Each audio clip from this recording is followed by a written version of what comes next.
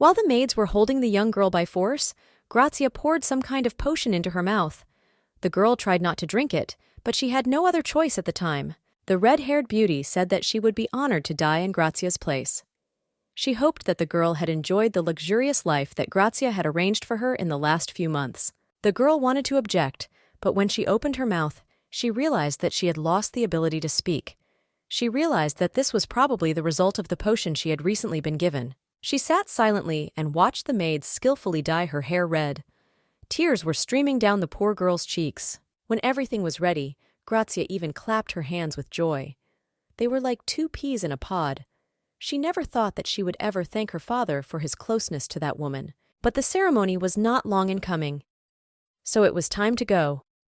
Grazia angrily filtered through her teeth that she hoped the meeting with the sun god would be unforgettable, and that she was glad to meet them. The broken and desperate girl with red hair wanted to say something, but she couldn't. So only tears could tell us about her state of mind at that moment. The servants dragged her out of the room by force. On the way, she could only mentally say that she could neither speak nor control her body. So the girl walked on doomedly.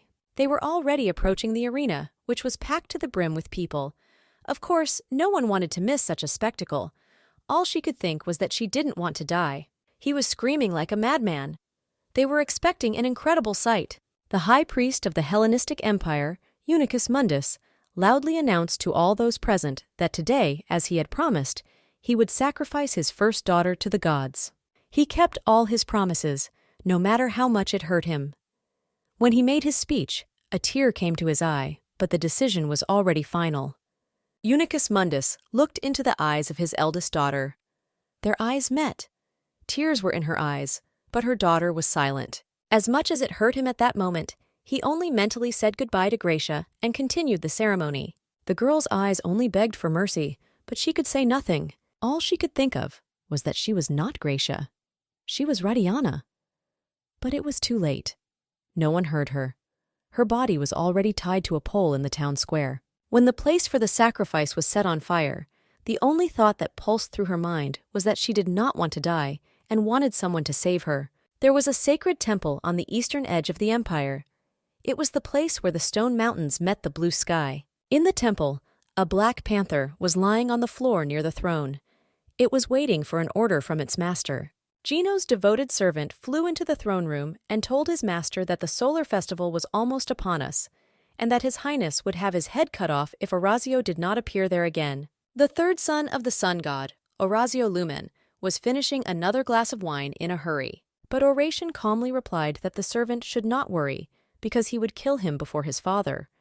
Gino replied that although he had the ability to be reborn, it was still not a pleasant event. The sun god, the ruler of the empire, Povius, had 3 sons. During a solar eclipse, the vassal state of Hellas must sacrifice to each of the princes. The most beautiful virgins are chosen as victims. In Powys, there is a belief that the prince of the solar empire will one day meet a girl who will be immune to flames, and the result of their union will be an omnipotent deity. Because of this stupid fairy tale, the princes of Povius are forced to listen to the screams of beautiful girls every year while they burn alive on the day of the solar eclipse. Every time during the solar festival, Prince Orazio is surprised that people can shout so loudly. He neither asked nor wanted such sacrifices on this day. Gino hurried the prince to make a decision.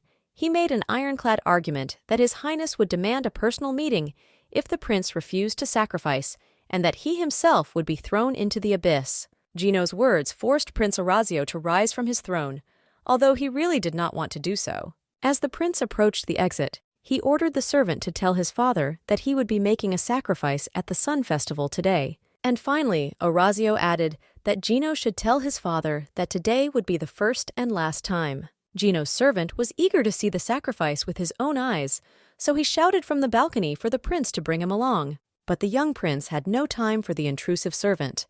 Another victim of stupid superstition was waiting for him. When Orazio found himself in the sky in front of the sacrificial square, the fire was already in full swing. When he saw the girl tied to the pillar in flames, hundreds of thoughts from the crowd filled his head.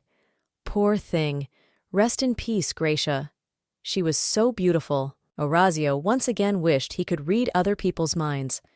When the people saw Prince Orazio coming, they were happy to see him and praised their god. Orazio mentally noted that he should have appeared after the burning. Prince Orazio had been told that he was to lead the ceremony, so there was no need to wait. Orazio stepped into the square and went to the girl on fire. When Orazio was close by, he asked if her name was Grazia, and then said that she must have some kind of divine power if she was still alive, adding that he never wanted to accept a sacrifice. The girl just looked silently into the eyes of her executioner. Only tears flowed down the young girl's cheeks. But the prince could read minds, so he began to understand what she had to say to him. And the girl just silently shouted to the prince that she was not Grace and that this should not bother the heartless animal in front of her at all. Gino's servant was furious, and he could not even comprehend how Orazio dared to bring a human sacrifice to their palace. But Prince Orazio didn't pay attention to his servant's grumbling. He calmly told him to do everything possible to ensure that the girl survived, because the prince had to check something. But Gina couldn't understand why he would waste his divine powers on a miserable human being. He tried to warn Orazio that he had gone against his father's will, and that was serious enough. Orazio merely asked if the offender could really be tried for violating the will of the sun god. And Gino confirmed the assumption. The angry Orazio shouted that no one in the world can judge Orazio because he is the horseman of justice in the heavenly palace. And this prohibition also applies to Sol Lumen, the sun god and father of Orazio. Frightened, Gino decided that he would not be able to argue with Prince Orazio today, so he decided to examine the girl's body. When Gino saw what he had to work with, he broke out in a cold sweat, because the girl had almost turned to ash. It was impossible to look at the girl's burnt body without disgust. But Gino was not one to be intimidated, so he began to work his magic. A few minutes later, the girl's body was free of any signs of recent burns. A beautiful young girl with blonde hair was lying on the bed. After the hard work of restoring the burned human body, Gino breathed a sigh of relief. He told the owner that it would take some time for the girl to regain consciousness. Gino warned Orazio to get rid of the human body as soon as possible, so that the stench of the human body would not have time to spread to the heavenly palace. But their conversation was interrupted by the announcement that an ambassador from the emperor's palace had come to visit them. Orazio mentally noted that he hated being interrupted, and Gino immediately ran to hide the girl. When the ambassador entered the hall, he said that Her Highness was happy to hear that Orazio had attended his first festival and had given him some gifts on this occasion. But Orazio did not want to hear about the gifts. He stood up from his throne and ordered them to leave immediately. Her Highness's ambassador was simply stunned. He had never been treated like that during his tenure. The ambassador tried to justify himself. He reminded us that he was Her Highness's ambassador, and no one had the right to treat him like that. He came here to show respect. It is the law and tradition of the gods. But Orazio seriously noted that it was an incredibly wonderful day, and if the ambassador did not leave, this would be his last day. The ambassador immediately felt the colossally burning gaze of the angry Prince Orazio. The ambassador had no strength to resist the power of the young god's piercing gaze, so he shouted to the maids to run away as quickly as possible and quickly left the palace. Gino, watching the ambassador and the maid quickly flee the palace, said that Her Highness and the Pyros family would not forgive such treatment of their ambassadors and would recall this insult at the right opportunity. Orazio said that he didn't care about these intrigues. He just wants to live in peace and freedom, and the imperial family should not interfere in his personal life, so let them keep all their grievances to themselves. Gino noted that the prince should decide how to live his life, but since he has already attended his first sun festival, it is time to think about how to become a real man. But Orazio, with a snap of his 2 fingers, made Gino's servant fly as far as the eye could see after these words. Finally, he added that he should inform the prince when the girl woke up. At the time, Radiana was suffering from a terrible nightmare. In that nightmare, the girl was ruthlessly grabbed by the hair and dragged into a dark room. When she fell to the floor, she begged for mercy and pardon. But in response, someone angrily shouted that she had no right to run away and resist. The priestess asked her guards if these were all the children they had managed to catch and received a positive answer. The poor girl only begged for mercy and appealed to the powerful priestess Grace to save her from this trouble. At that time, the priestesses reported that they had managed to capture and deliver another young girl. The priestess examined the newcomer, asked if her name was really Radiana, and offered her to rest and eat. After that, Radiana was imprisoned in the church tower. There she ate, slept, and took care of herself. She wondered why Grace had brought so many beggars to her temple. But then Radiana concluded that the sun god only grants blessings to good people, especially when you are about to be burned on an altar because you are about to be sacrificed. Radiana felt very sorry for Grace because she was soon to be sacrificed to the sun god so that he would continue to protect people. The priestess Grace was responsible for maintaining the sacred flame. It was said that she was able to light the fire with the help of divine power. She was the first priestess of Hellas, Gracia Mundos. Radiana began her day with prayer. She sincerely thanked the god of the sun for allowing her to lead a mundane life. In a moment, the door to Radiana's room opened and a maid appeared on the threshold, saying that the girl was to be taken to the high priest Eunuchus, but first they had to change the color of her hair. Radiana didn't understand why this was necessary in her heart. She liked her own color very much, but she didn't dare to argue with the priestess. A few hours later, Radiana, dyed her hair red and dressed in an exquisite outfit, walked the corridors of the temple accompanied by maids. When she looked at Grace, she realized that she looked like 2 peas in a pod. But Radiana had no idea why the priestess wanted to do this. Radiana followed the maids in silence and tried not to think about this phenomenal resemblance. When she entered the palace hall, a servant loudly announced that the priestess Grace had arrived to see the venerable high priest Eunuchus. The poor girl's mind was all in a tizzy at this news. At that time, the high priest Eunuchus was washing his hands and was about to go to bed. So he asked what brought Grace to him at such a late hour. Radiana was completely confused. She almost fainted at that time. She didn't know what to say to the high priest, Eunuchus, so she began to stammer. At that moment, the real Grace came out from behind the hall column and said that she was here. She had a joyful smile on her face. Radiana fell to her knees in front of the honorable people and greeted the priestess.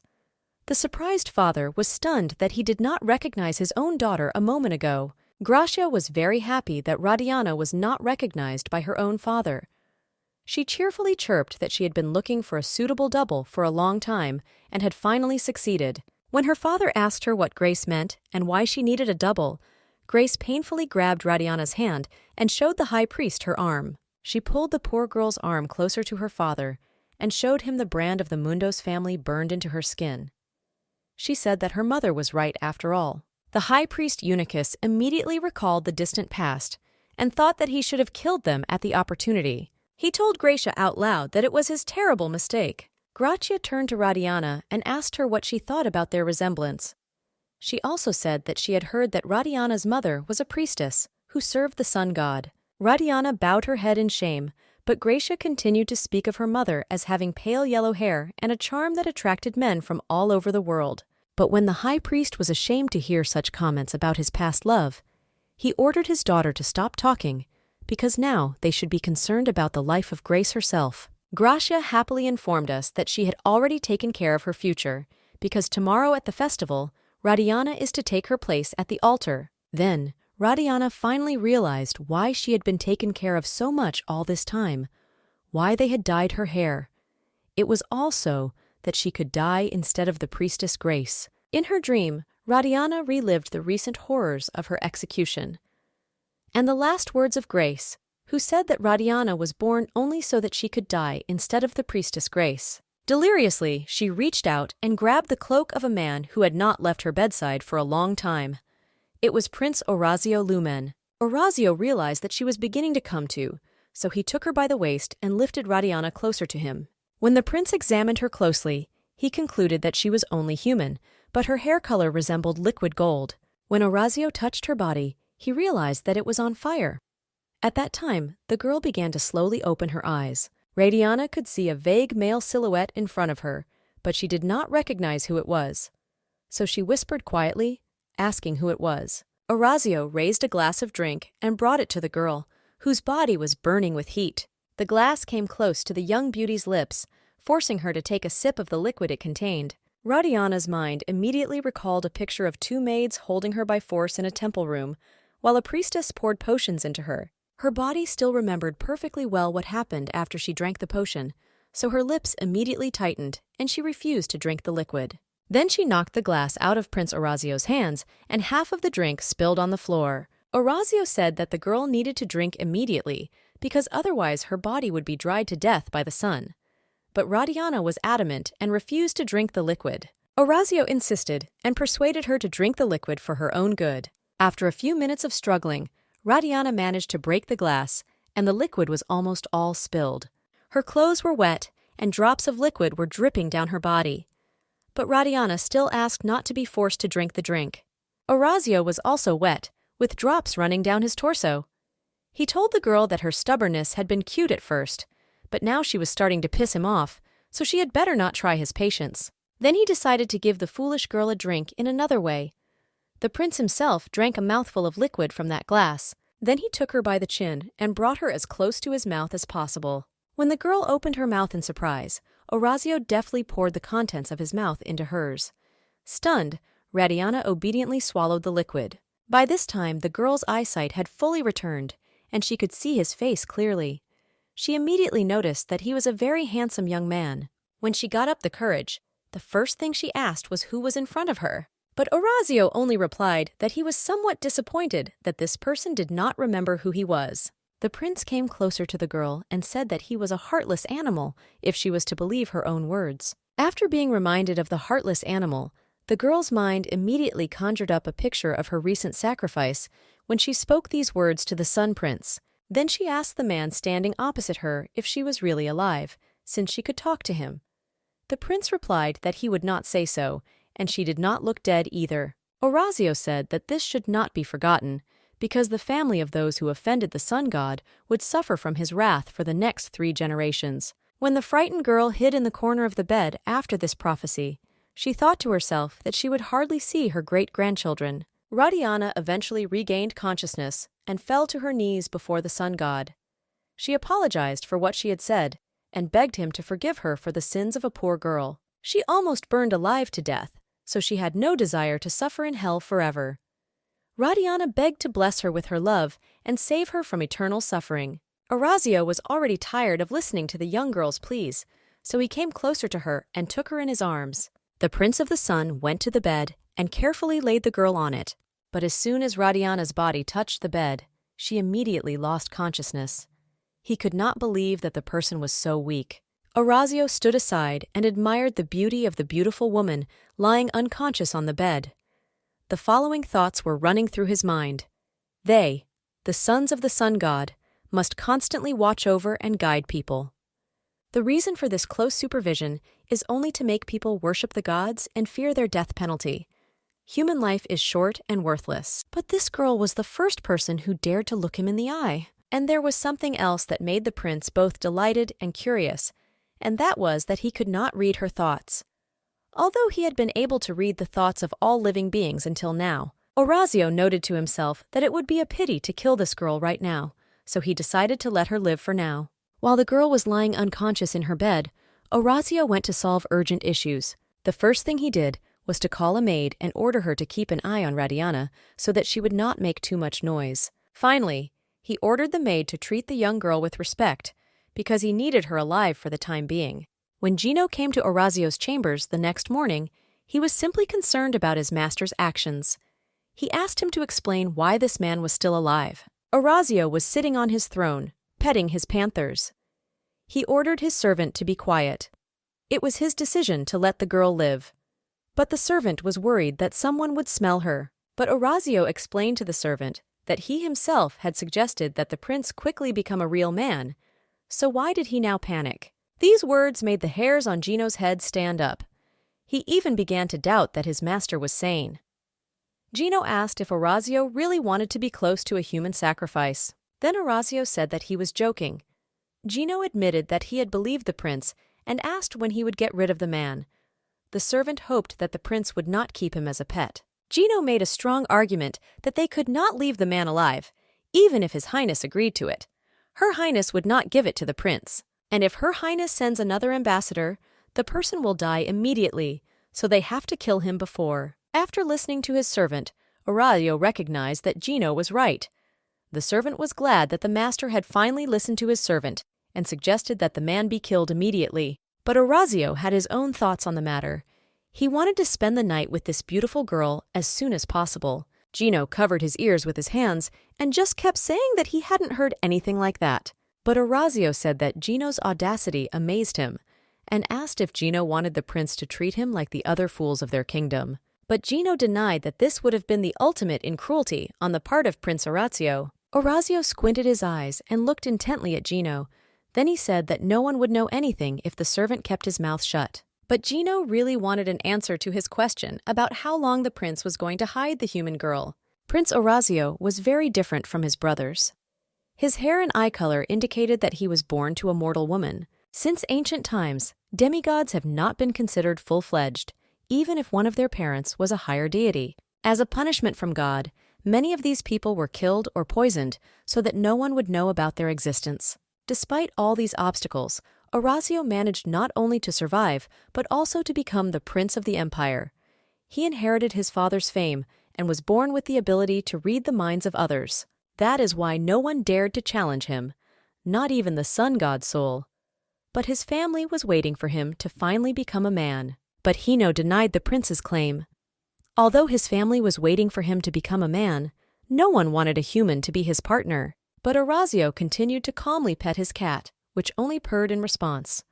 Gino asked if that was what Orazio was trying to do to get his title revoked. To become a prince after coming of age, the heir must marry a representative of a noble family or a higher nymph and consummate the marriage. Someone who supported the empress and the nobility and made a list of potential brides for Prince Orazio to control him. But Orazio wished to give up his rights to the throne and enter into an alliance with a human being. Gino racked his brains a bit and came to the conclusion that even if something were to happen between them, Orazio is the only judge of heaven. Emperor Sol will not be able to take away his title of prince. Gino still insisted on his own way. Orazio should not get close to a human being, because it was wrong. But Orazio exhaled and said doomedly that he would agree to anything, if only his family would leave him alone. The devoted servant warned his master that he could be expelled from heaven for such an act. But Orazio poured himself a full glass of wine and said that this was what he wanted most. Radiana woke up feeling the sun's warmth. When she opened her eyes, she wondered if she was dreaming, or if God had taken pity on her and sent her to heaven. Then she looked down at her hands. They were tightly tied. Looking up, she noticed Orazio sitting next to her on the bed. The prince asked her what her name was, since it wasn't Grace, and the girl said that her name was Radiana. The sun god repeated this name, Radiana, and the young man liked it. Then the young man introduced himself and said that Radiana could call him Orazio. The young girl asked not to kill her and to untie her hands. Orazio, of course, said that he would not kill the girl if she promised him not to lose consciousness in the near future. When he untied the girl's hands, she stood up and immediately bowed in worship before God. Orazio took Radiana's chin and gently lifted her head.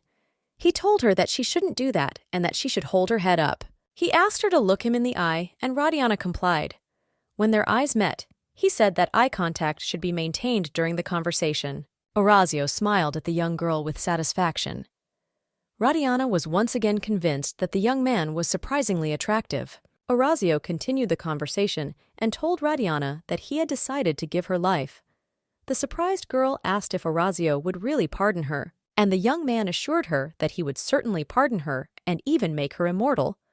But in return, she would have to spend one night with him in his bed. Radiana turned away from the young man in fright. She did not want to agree to this. The conditions he was offering were too harsh. She said that she did not want to be immortal. Then Orazio said that Radiana was very brave to dare to refuse the sun god. Orazio got up from the bed and, leaving the girl's room, told her to get some rest and gain strength, because she was now weaker than a mouse. When the door to the room closed, the girl sat on her bed in shock and began to think about everything. I immediately recalled the words of her own mother, who constantly told her to protect her virginity at all costs. Tears stood in her eyes. She was confused and scared. All she could think of was that although he was God, he was still a man. Of course, his words were sweet as honey, but he would immediately turn the girl into a tree or a stone if she failed to please the young man. The girl was distracted from her heavy thoughts by a sweet aroma that resembled the smell of flowers. When the girl turned her head, she saw a female creature appear in the room, from which this pleasant scent emanated. Radiana was not prepared to see anyone else in her room besides Orazio, so she screamed out loud in fear. The creature calmed the young girl down and asked her not to make a fuss in the heavenly palace. A young girl greeted Radiana. She was Nika, the shortest water nymph. In her family, there were 19 other children younger than her. Nika moved closer to her mistress's bed and said that she had brought her some water. It would be an honor for a nymph to serve His Highness's first partner. But there was one but. Radiana refused to take water and food. It is a well-known fact that mortals cannot live in the heavenly palace for a long time. The fragile bodies of mortals are drying up. They cannot withstand the excessive heat of the sun, so they must have food and drink to survive. Nika sat down on the edge of the bed next to her hostess and said that Radiana needed a drink. The nymph put a glass of water in Radiana's hands and said that it contained the spiritual energy of the third sun prince. The nymph did not understand how anyone could give up such a treasure. After all, the holy water, infused with the energy of Prince Orazio, was considered the most important value among the nymphs of the Tesca Palace. Radiana asked sadly what would happen if she drank this water, and the nymph explained that the hostess would become healthy and beautiful, like the goddess of the Povius Empire. Radiana invited Nika to drink the contents of the bowl herself, but the nymph did not even dare to think about what His Highness had given Lady Radiana. Then, Radiana drank the holy water to avoid upsetting Nika, and the nymph suggested that she start eating tomorrow. But Radiana just shook her head. She wasn't going to eat. Well, then the nymph at least offered to drink water so that Radiana would not refuse water. The nymph thanked Radiana for agreeing to drink the water and sat down to offer to braid her with fragrant flowers. As the beautiful Radiana sat with a glass of holy water in the middle of her room, the nymph skillfully wove beautiful flowers into her hair. Radiana's beauty sparkled with new colors. A pleased Nika told her mistress that in heaven, the girl was weaving flowers into her hair as she prepared for her wedding night. After these words, Radian drank the glass of water out of his hands. Orazio was sitting on a throne in the middle of his palace, angry. He was in a bad mood. An anxious maid appeared before him and informed His Highness that Lady Radiana had agreed to drink the holy water today. The angry Orazio shouted that if she was only here for this message, then she could go to hell. And the nymph instantly turned into drops of water and disappeared. The human woman who had interested Orazio so much had been refusing to eat for several days in a row. She drank only holy water. It was clear to everyone that she would have died on the first day if the skilled healer Gino hadn't been there. Orazio knew that Gino was somewhere nearby, so he ordered him to show himself immediately if he valued his own life. Gino jumped out in the middle of the hall, scared, raised his hands in the air, and shouted that he was just passing by. Orazio asked why Gino was passing by at the very time when the prince was punishing those who deserved it. Gino began to talk again. He asked if the prince had changed his mind about keeping the human girl alive, and Orazio exhaled a tense breath. He was getting tired of this talk, but Gino continued. He said that sharing golden water with a human girl was not a wise decision, so the prince should think it over again. Orazio sat with a glass of holy water in his hands. He was already quite annoyed with Gino's constant complaints. His patience had run out. Orazio decided to teach the annoying servant a lesson and began to burn his soul with his intense gaze. The servant immediately began to cry out for mercy, for he was about to lose his soul. Orazio pardoned his servant and stopped staring. Gino breathed a sigh of relief. Then Orazio told him that this girl could look him straight in the eye. But Gino stood his ground. They had to get rid of the human girl soon. But when he realized what his master had said, his eyes widened in surprise. Could a human girl who looked directly into the eyes of the sun god survive? How could a human soul survive such a thing? The servant asked. That is why Orazio let her live. That's why Orazio wanted to save the girl's life, even if he had to force the food down her throat. Something disturbed Orazio, and he instantly disappeared from the room. Only an overturned glass on the floor reminded us of him. At that time, Radiana went to the roof of the heavenly palace. There was only one thought in her head: why she had asked for mercy from the sun god. She was also disturbed by the scent of these flowers, which reminded her of the purpose for which they had been woven into her hair today. Radiana went to the very edge of the roof. She knew that Nika had already left, and the other servants didn't care about her, so now no one could stop her. This was her only chance. When she looked down, her heart nearly stopped from fear. But she didn't want to live anymore. There were many difficulties in her life, but when they surrounded her, Radiana would raise her eyes and look at the shining sun. It was the sun that gave her the strength to live. It was the very reason that made her fight on. She constantly dreamed of inhaling the scent of flowers and looking at the sunny sky. But the reality turned out to be quite the opposite of her imagination. Radiana admitted to herself that she was always a hypocrite. Her life was always miserable, but she could not give up. She had an obsessive thought in her head that it might be better to die than to be stuck waiting for the future. Radiana took a step and flew down. Just as her whole life was flashing before her eyes and she was about to say goodbye to her own life, someone grabbed her in his arms. Radiana looked up and saw that she had been saved by the sun god Orazio. He told her with a smile on his face that it was all a waste of time. Orazio explained to Radiana that even if she had fallen and died, he would have brought her back to life anyway. So there is no need to do this in the future. He gently put her on the bed and told her that resurrection is a rather painful process, so she should not try it on herself. Then Prince Orazio took the most delicious fruit from the table. The girl held out her hands, which were trembling with fear and excitement. Instantly, the fruit was in her hands. Mentally, she said that now she could not even die. Radiana looked at the juicy fruit and realized that she didn't even have the right to decide anything on her own anymore. So she just had to accept it and somehow get on with her life. Orazio said that he realized that the water nymph was not around when all this happened. Otherwise, he would have just cut off his head. After these words, he suggested that Radiana eat something, and that if she didn't, Nika would face a sad end. From that day on, more servants looked after Radiana. Every morning, Nika offered food to her mistress, and the girl ate with difficulty for the safety of her nymph. Despite the fact that Radiana still had no desire to eat and drink, the holy water and food did their job, and Radiana finally recovered. Orazio began to visit Radiana more and more often without warning.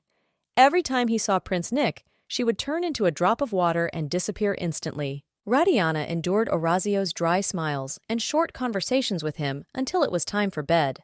Orazio tried to make the most of their short and sparse communication. For 2 centuries, he had almost no contact with anyone.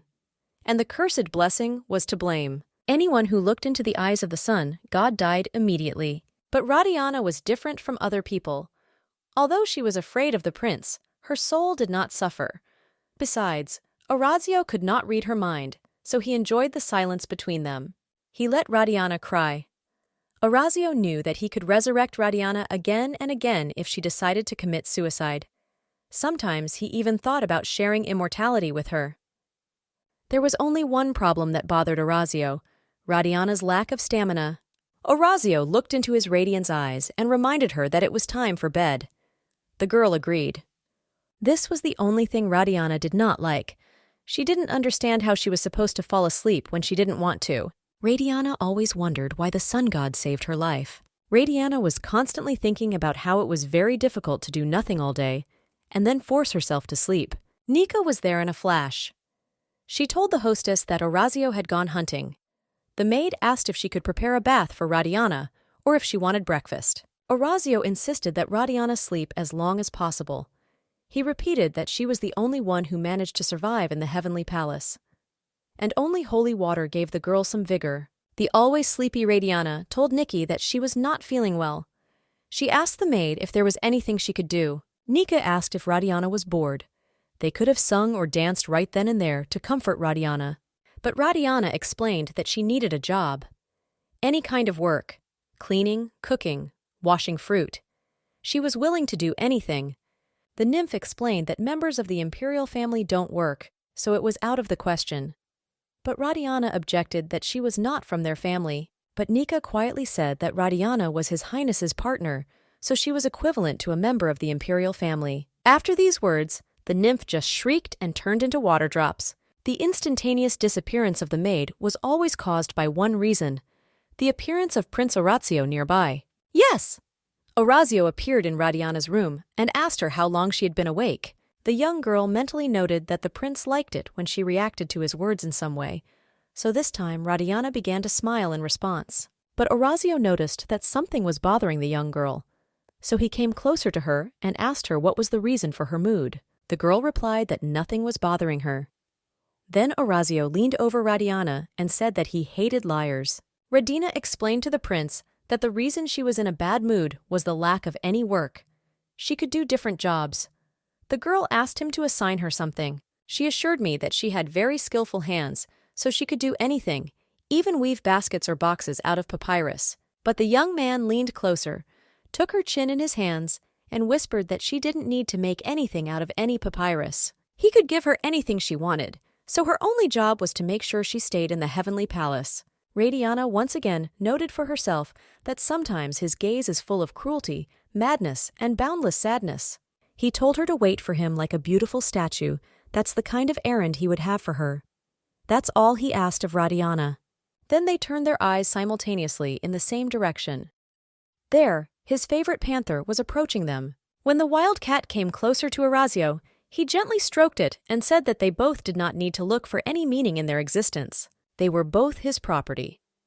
And it was for this reason that they both existed in this world for the time being. Prince Orazio was in a bad mood these days. Everyone around him noticed. Gino was also worried about his master and wondered why he was in such a shitty mood when he had achieved what he wanted. He could not understand His Highness at all. While walking through the celestial palace, Gina noticed a nymph collecting papyrus. The servant was very interested in this, so he stopped and decided to find out more about why she needed it. Gino approached the nymph and asked how the human was doing. Nika turned and said that he had scared her. She asked if his question was about Lady Radiana's health. The nymph assured the servant that Lady Radiana was perfectly fine. Then Gino added that a person who is in a heavenly palace cannot be all right in principle.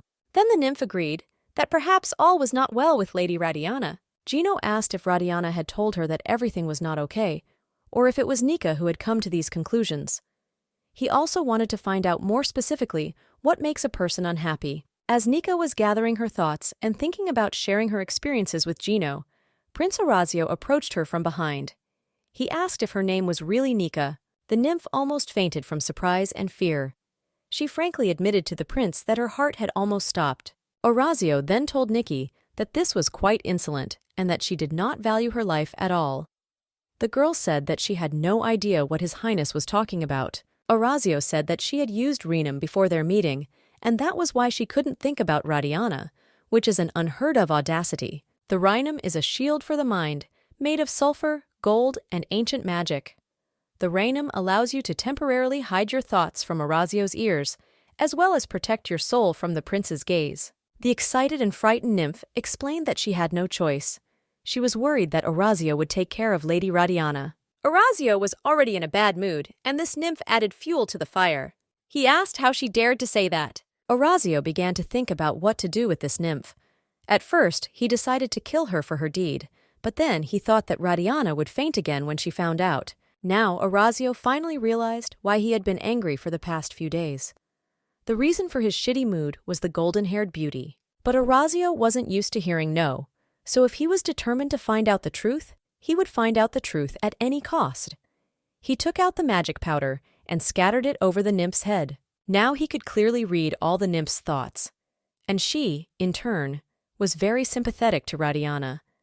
The nymph was worried that the girl might jump off the balcony. Nikki felt sorry for Radiana as she forced herself to eat, even when she was nauseated. Radiana could not even leave the palace because His Highness blocked all the exits. Nika really wanted to help Radiana, but Gino, the valet, warned her that Orazio would burn down her house if she made him angry. Lady Radiana was unhappy. She was afraid of the third Sun Prince and forced herself to smile. That's what Orazio read in the nymph's mind, and then she fell to the floor of the celestial palace. Gino also asked Orazio that this was probably the reason why they had been having bad weather all month. It was all because of that man who was getting on the prince's nerves. After a moment's thought, Orazio ordered all the nymph's memories to be erased and more papyrus to be brought. When Gino asked why they needed the papyrus, His Highness explained that he should give it to the human girl. Gino asked the owner why he was fooling around with this girl and said that his family was wondering if he had spent the night with someone. So Gino was caught between two fires and didn't know what to say to whom. Orazio suggested that Gino visit the imperial palace tomorrow. The embarrassed servant asked why he wanted to go, and Orazio explained with a smile on his face that the visit to the imperial palace was necessary to show proof that the prince had been intimate. Upset, Radiana stayed in her room as usual. She was not allowed to walk around the heavenly palace, so this was almost the only place where she always spent her time. Out of the corner of her eye, she glanced at the maids who were constantly watching the girl. She caught herself thinking that one day she would be like them, a soulless doll. Such thoughts regularly crossed Radiana's mind as she sat and watched from the balcony of her room. Radiana had been fighting hunger all her life. Her only wish was to take a sip of water. She almost lost her mind when she ate only one grass. But now everything is radically different. Her life has turned 180 degrees. Now Radiana has a soft bed, the most delicious food and drinks. But there was only one question in her mind: why she was looking for a reason to live. The only thing Radiana lacked was her will. She didn't want to just live, she needed freedom. When she was a child, her mother gave her false hope, and Radiana was angry with her for that. Her mother said that one day Radiana would be free, and that even after her death she would pray for it. The mother hoped that her daughter would experience all the joys that her mother had in her life. She hoped that her daughter would become a beacon in the darkness. Bitter tears began to fall. She had only now understood the full meaning of her mother's words and realized how wrong she had been to think that way. Radiana was distracted from her heavy thoughts by the voice of her favorite maid. She showed her mistress a large pile of papyrus. The pleased nymph told Radiana that she had brought something for her. Radiana was both excited and scared at the same time. If His Highness found out about this, they would both be in trouble. But before Radiana could tell him what the prince would do with them, she heard a familiar voice from behind her, saying that the nymph had his permission to do so. With a smile on his face, Orazio told Radiana that she had wanted the papyrus, so here it was for her. Radiana was very surprised, because until recently he had categorically refused to fulfill her request. His Highness extended his hand to Radiana, and she shook it in return. She felt the warmth of his hand, and her soul felt cozy. So, holding hands, they walked closer to the papyrus across the hall of the Celestial Palace. Radiana's heart began to beat furiously, and no matter how she calmed it, it did not listen to her mind. When she approached the papyrus and examined the pile, she mentally noted that there were too many. There was a whole mountain of papyrus in front of the girl. She wanted to ask why so many, but did not dare. Without letting go of her hand, Orazio looked directly into her eyes and asked her how she was feeling now. Radiana was confused. She hadn't expected such a direct question, so she didn't know what to say to His Highness. Then she withdrew her hand and bowed. With her head down, she said she was very grateful to His Highness. When she looked up, she could see by the expression on Orazio's face that this was not the answer he had expected. So she was confused and began to think about what else she should have said. Orazio came close to the girl and took her face in his hand. He said that she should smile when she said words of gratitude. Radiana's face showed a fake, tortured smile. She couldn't help but comply with the sun god's request, even though she didn't want to smile. Orazio also realized that the girl's smile was not sincere, and he was upset too. Radiana began to tremble with fear, and she realized that Orazio's mood was beginning to deteriorate.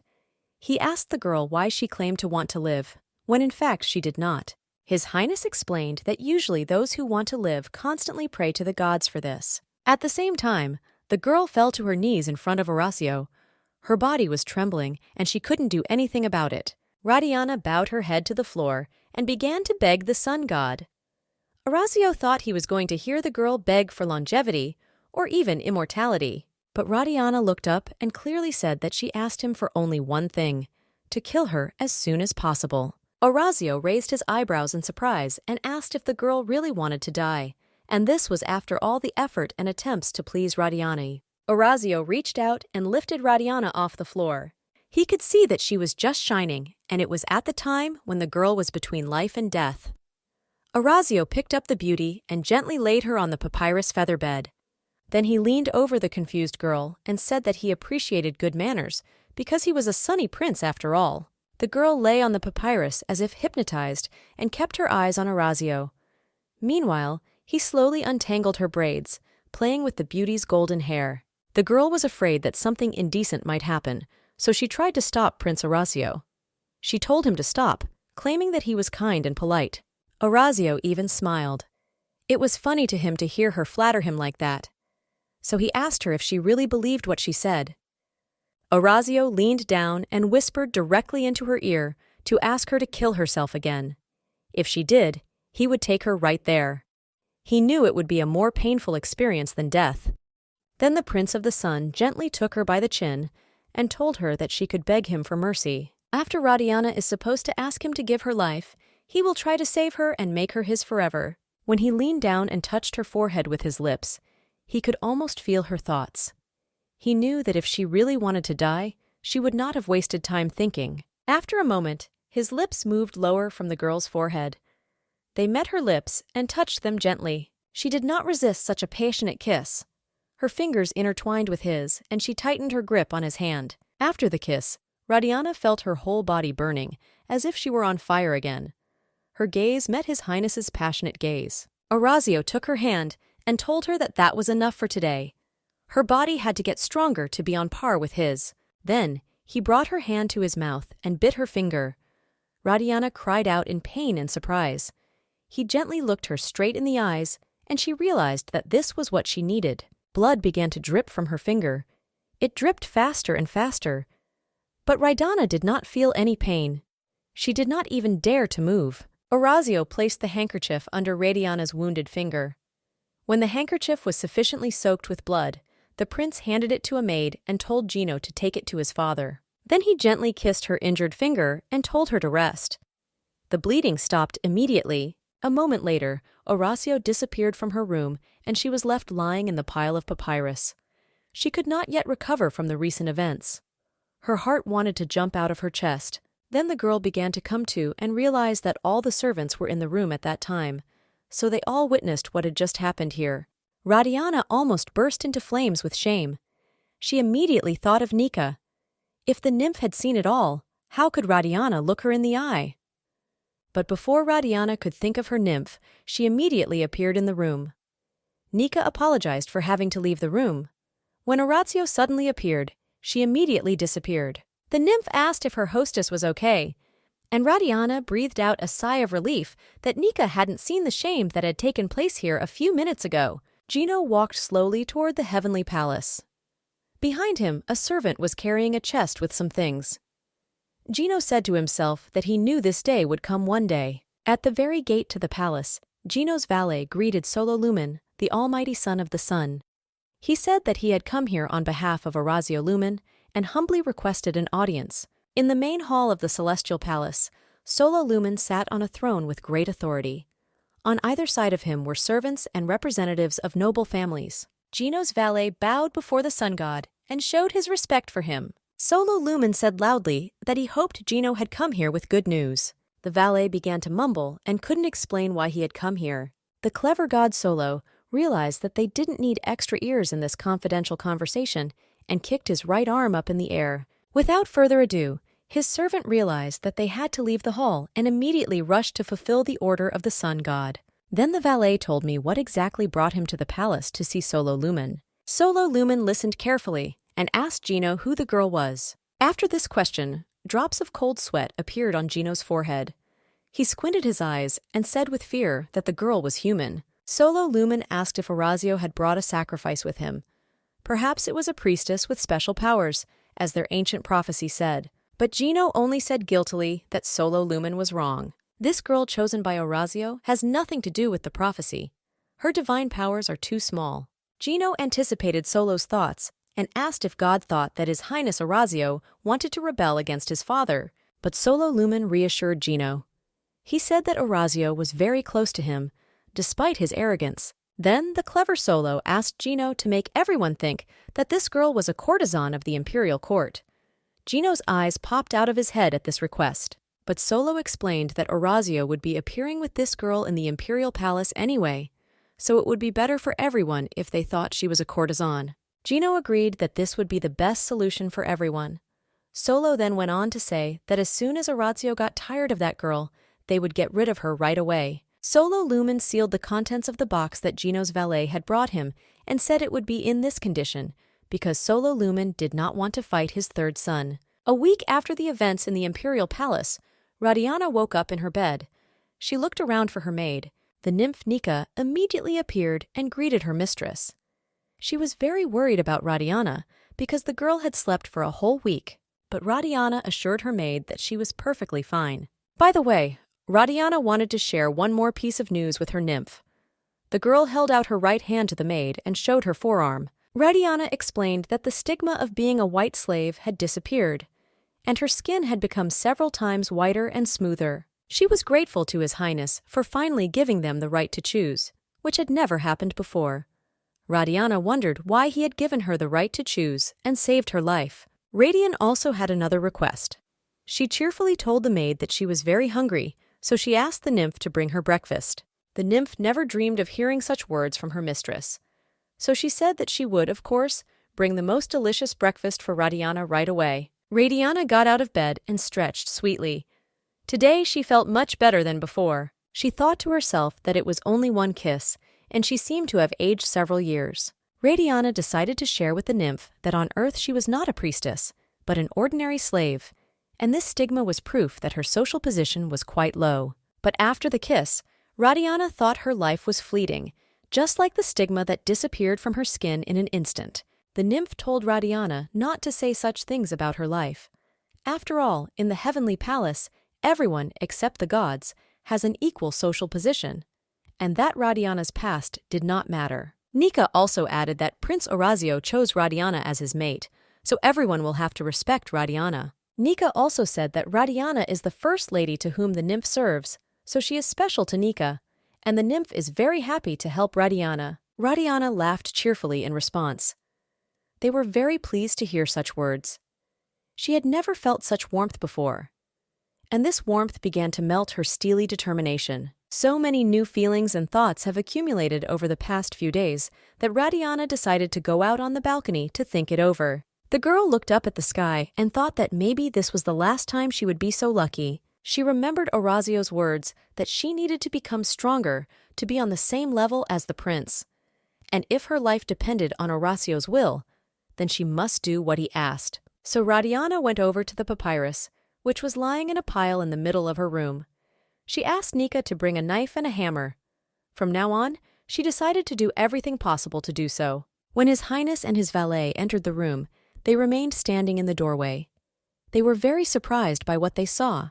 Branches of papyrus were laid out on the floor, and the nymph and Radiana were busily working on it. The nymph was the first to hear that guests had entered the room, so she turned her head and screamed in surprise. Nika rose from the floor and bowed her head to the Prince of the Sun. She greeted the distinguished guests and humbly awaited further orders. Orazio asked what it all meant, and Nika explained that she was helping Lady Radiana tear the leaves from the papyrus trunk. His Highness turned his gaze to the golden-haired girl. She was completely focused on weaving baskets, so she did not pay attention to the audience and continued to work. Nika said that as soon as Lady Radiana came to, she immediately started weaving baskets. The nymph asked the girl to rest, but it was no use. She would not listen to her maid. The valet started shouting that this was some kind of unheard-of mess. He could not even imagine how he could turn this stubborn woman into an elegant nymph. Orazio got tired of listening to his valet's whining, so he simply gagged him. Then he turned his attention to the beauty and thought that he shouldn't waste the rest of her energy on such a meaningless task. His Highness approached the girl and called out to her. She finally turned her head and noticed the men present. He said hello to Radiana, and she happily answered him back. He asked if she recognized who was in front of her, and the girl answered that of course she did. Before her stood the third son of the sun god of the heavenly palace, who appreciates good manners. Radiana explained to His Highness that she was working on his behalf, as he had asked. Orazio was surprised by her explanation. After all, as far as he remembered, he hadn't given her any instructions. Radiana recalled how they talked about regaining strength, and she told him that she had skillful hands and could weave strong baskets. And after their conversation, Orazio himself asked the girl to do whatever she wanted. Orazio thought about it and began to remember their conversation. He had indeed said those things to the girl, but he had meant something else entirely. Then the young man held out his hands to her and asked her to show him. Puzzled, Radiana handed the prince her best basket and waited for a favorable response. She had put a lot of effort into making it so beautiful. But Orazio said that he meant for her to show him her hands, not the basket. And Radiana obediently put her hard-working hands in his palms. When her hands were in his warm hands, their eyes met. Radiana blushed as the images of their kiss came back to her mind. Orazio noticed that she had gotten her hands dirty. They couldn't take their eyes off each other, and stood there in complete silence for several minutes. Only the maid's voice brought them back to reality. The nymph pointed to the valet, who had something plastered over his mouth, and told His Highness that something was definitely wrong with Gino. Orazio remembered the valet and immediately opened his mouth. He had forgotten about this annoying servant while he was talking to Radiana. Offended, Gino whispered that he had almost suffocated while waiting for the spell to be broken. It was good that at least Nika paid attention to him. He started chasing around the prince. While the valet was running around in circles, telling them what he had to endure, a strong wind started blowing. The girls made fun of this phenomenon, and Gino thanked them for the fact that now the papyrus would dry much faster. But the angry valet shouted that he would not stand for it any longer, and that he had no time to think about these stupid baskets. He had no idea how to turn Radiana into a courtesan worthy of a heavenly palace. But Radiana put the basket on her head and said that she was following the Sunny Prince's orders. This made Gino even angrier, and he shouted at her to stop doing it immediately. But the girl told him in a serious voice not to be familiar, and to call her by her first name, Radiana. Gino's mouth dropped open at this statement. He came closer to His Highness and asked him what had come over her, as he had said she had been sleeping for a week. Orazio confirmed that this was the case. So Gino suggested that perhaps the girl had hit her head somewhere, and Orazio also wondered what had happened to the modest Radiana. Orazio stood silently and went over all the possible options in his head. He had no idea how the woman who had begged him to die a week ago could have changed so dramatically. The Sunny Prince wondered how it was that a broken and desperate girl turned out to be such an avid basket weaver. But only one thing was clear. Radiana looked incredibly happy. Radiana approached His Highness and asked him if he had any more errands for Radiana, and if so, she would certainly try to fulfill them. Gino then asked loudly if Lady Radiana could play any of the musical instruments. Radiana stood there with a basket in her hands and just blinked her eyes. Then Gino asked her if she could recite poetry, if she knew how to dance, or if she could sing well. Radiana had nothing to say to the valet's questions. She had no idea what she could boast of, so she just listened to Gino's questions in silence. The valet slapped his hand on his head and angrily asked what she was capable of doing if she couldn't even do that. Then, Radiana pulled the pretty basket closer to the valet and said that she was good at weaving strong baskets. This carelessness almost made Gino explode with anger. Then he handed Radiana several manuscripts and told her to carefully study everything that was written there and not to use any stupid baskets. Upset, Gino told Orazio late in the evening that Radiana could neither sing nor dance. Therefore, it is unlikely that he will be able to pass her off as a graceful nymph. He suggested that priestesses are not that elegant. Orazio told the valet that this girl was not a priestess. She was a slave on earth. This news completely shook the ground from under Gino's feet. He hadn't even realized it. So he suggested that perhaps they should visit Mr. Magus. But Orazio said that Mr. Magus lived on a high mountain, so he would have to climb it with the girl. The valet said they had no other choice. The Imperial Festival is only a month away, so they have to act now. Gino told Orazio that he would rather climb a high mountain with the girl than be struck by lightning when everyone found out that the prince had chosen a human. Orazio said that tomorrow they would have guests from the palace. Her Highness is sending traitors for trial again. It is for this reason that Gino and Radiana must leave the palace early in the morning so that no one can smell Radiana. The next morning, before sunrise, Radiana was already sitting in a comfortable carriage, full of positive emotions and anticipating a fabulous adventure. It was her first ride. The carriage reached the foot of Mount Kor. Then they were forced to continue their journey on foot. Radiana enjoyed every step of the way. She had been confined to a small space for so long that when she found herself here, she tried to use every opportunity. Gino was not happy with this walk. He was already quite tired. Drops of sweat rolled down his face. He was already regretting not asking for a heavenly carriage. During the walk, Radiana remembered that Orazio had come to her bedroom this morning. Although she was asleep, she could feel his warm fingers touching her body through her sleep. She began to wonder why he had come to see her, because he had disappeared without saying anything before she woke up. Radiana noticed that the valet was having a hard time walking, so she called him. When Gino stopped and asked what she needed, Radiana sat down and offered to carry the valet on her shoulders. But the valet, as usual, began to whine that he was too old for this. After considering such a tempting offer, the valet agreed to take advantage of the opportunity and sat comfortably on the gentle girl's shoulders. After walking for several kilometers, Gino cheerfully announced that they were almost there. All that was left was to pass a large stone. The nymph came closer to the hostess and said that Lady Radiana had done a good deed. But the girl said it was nothing. Radiana folded her arms and closed her eyes. She said she liked it here because she could enjoy the sound of the forest, the rustling of leaves, the singing of birds, and the breeze. But her relaxation was interrupted by the shout of the valet, who called the girls to follow him. Nika said that sometimes Gino acts like a nasty old man. Then Radiana asked how old he really was. The nymph thought for a while and said that the valet was 500 years old, or even more. The girls stopped talking and went to catch up with the valet. When they got behind the big stone, Magus was already waiting for them. He carefully examined Radiana and said that when he heard that His Highness had chosen a companion, he thought she would be like the nymph of Aphrodite. But in fact, this companion turned out to be an ordinary person. But the valet wanted to stand up for her and said that the girl was luckily smarter than she looked, which is why they came to him. Magus warned the audience to be very careful with the satires they might encounter, because they could simply devour them all. Frightened, Gino blurted out whether Mr. Magus understood that His Highness wanted to be close to this man.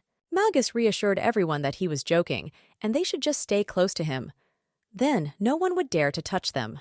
The frightened Gino could only reply that Mr. Magus was not very good with jokes, to put it mildly. But Mr. Magus went a step further and invited everyone to do the same. Finally, after a long and arduous journey, they arrived at Mr. Magus's house.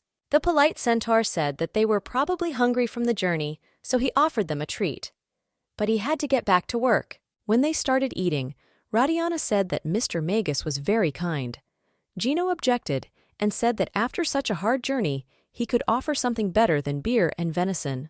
The nymph noted that she had heard that Mr. Magus was the wisest man in their empire, so it was no wonder he had so many scrolls around the house. Gino only replied that there was nothing impressive about it. For example, he had known all this for a long time, so he didn't need those scrolls. After he said that, Radiana laughed. Gino asked her why she was laughing, and Radiana explained that the valet was just amazing. Gino was so pleased to hear such a compliment that his face immediately turned red.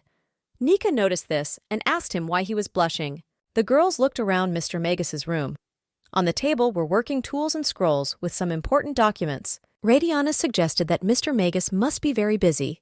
Gino angrily replied that he must be. Finishing his mug of beer, Gino said that Magus was a rude eccentric and also the chief sage in Povius. Then, tired from such a long journey, Gino sat down on the floor and said that Magus was not up to them now, so they could sleep.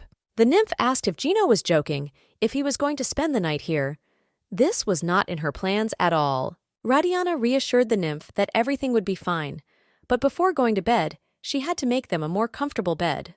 She gathered some herbs and tried to make a place for them to rest. At that time, Orazio was carrying out another punishment of traitors. Pericles, who was his mentor and the father of his friend, was kneeling before him. It was hard to believe that he had betrayed the empress. Orazio was very tired of this work. His hands were covered in blood. But his thoughts were far away. His thoughts immediately turned to Radiana, who was sleeping sweetly. At the same moment, he found himself next to his beauty, who was resting in Mr. Magus's house. He looked at her tenderly and thought that she didn't like to look him in the eye when she was talking either, so he wanted to rest in her arms for a moment. In the imperial garden, the most influential women of the empire gathered at the dinner table.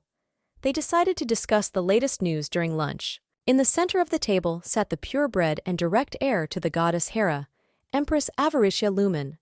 She had to be aware of all the latest news of the empire, so such dinners were held regularly. The table was discussing recent events, and of course the most important one was that the third prince had finally become a man. They were interested in what family he had decided to marry. The women asked the empress if she knew who he had chosen to take his virginity. The empress replied that the family did not matter, as Orazio would marry the one they chose. She then asked Tara if she agreed with the empress's statement. Tara was her niece. The pleased niece said that everyone would find out at the imperial festival. And no one cares what His Highness thinks. Lumen raised her glass high and proposed a toast to such a successful event.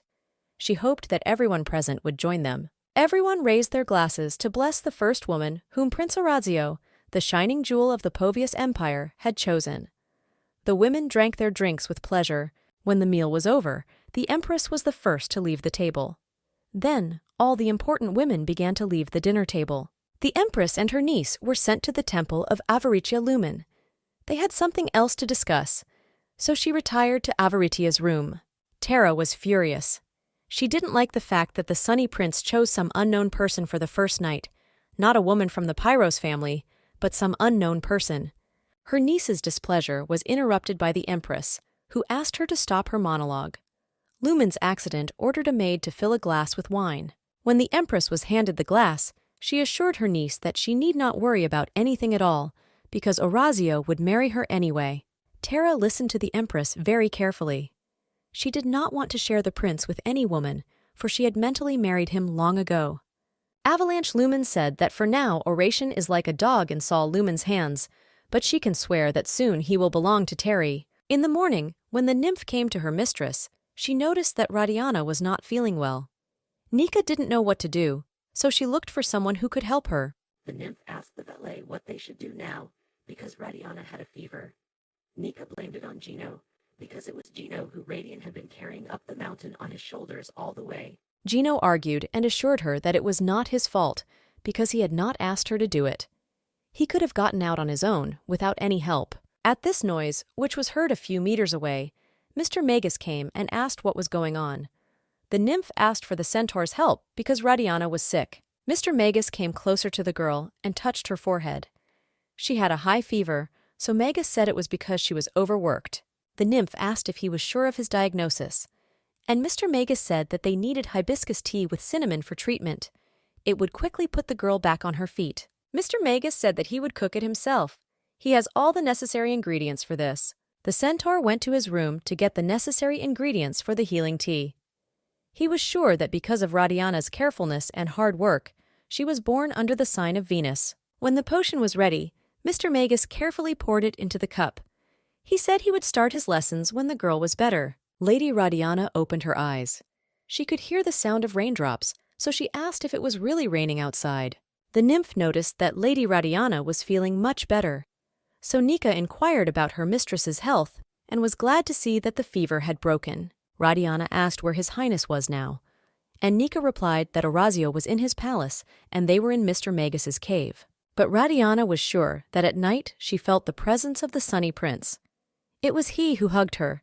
It was his gentle warmth that she felt. But if the nymph claims that Orazio is in the palace at that time, then perhaps Radiana dreamed it all. Although it was so realistic, as if it were real. When Radiana got out of bed, she asked where Gino was, and the nymph replied that she hadn't been interested in the old man, so she didn't know where he was now. At this time, the girls heard the voice of the valet himself, who asked the nymph if she was hoping that something had happened to him. Then Gino handed Lady Radiana a bouquet of green grass. He said he had picked it for Radiana. Radiana asked what it was, and Gino explained that he had brought her a papyrus, the one she had asked Orazio for. The nymph said that if he had brought Radiana an apple, it would have been more useful. It was at this point that the girls heard Mr. Magus's voice asking if the ladies were awake, and the nymph said that she had completely forgotten that Magus had asked her to show her something interesting. So the girls went to another room where the centaur was at that time. When they went inside, they saw Magus skillfully working with silverware. A few minutes later, his skillful hands revealed a cup of elegantly crafted mug.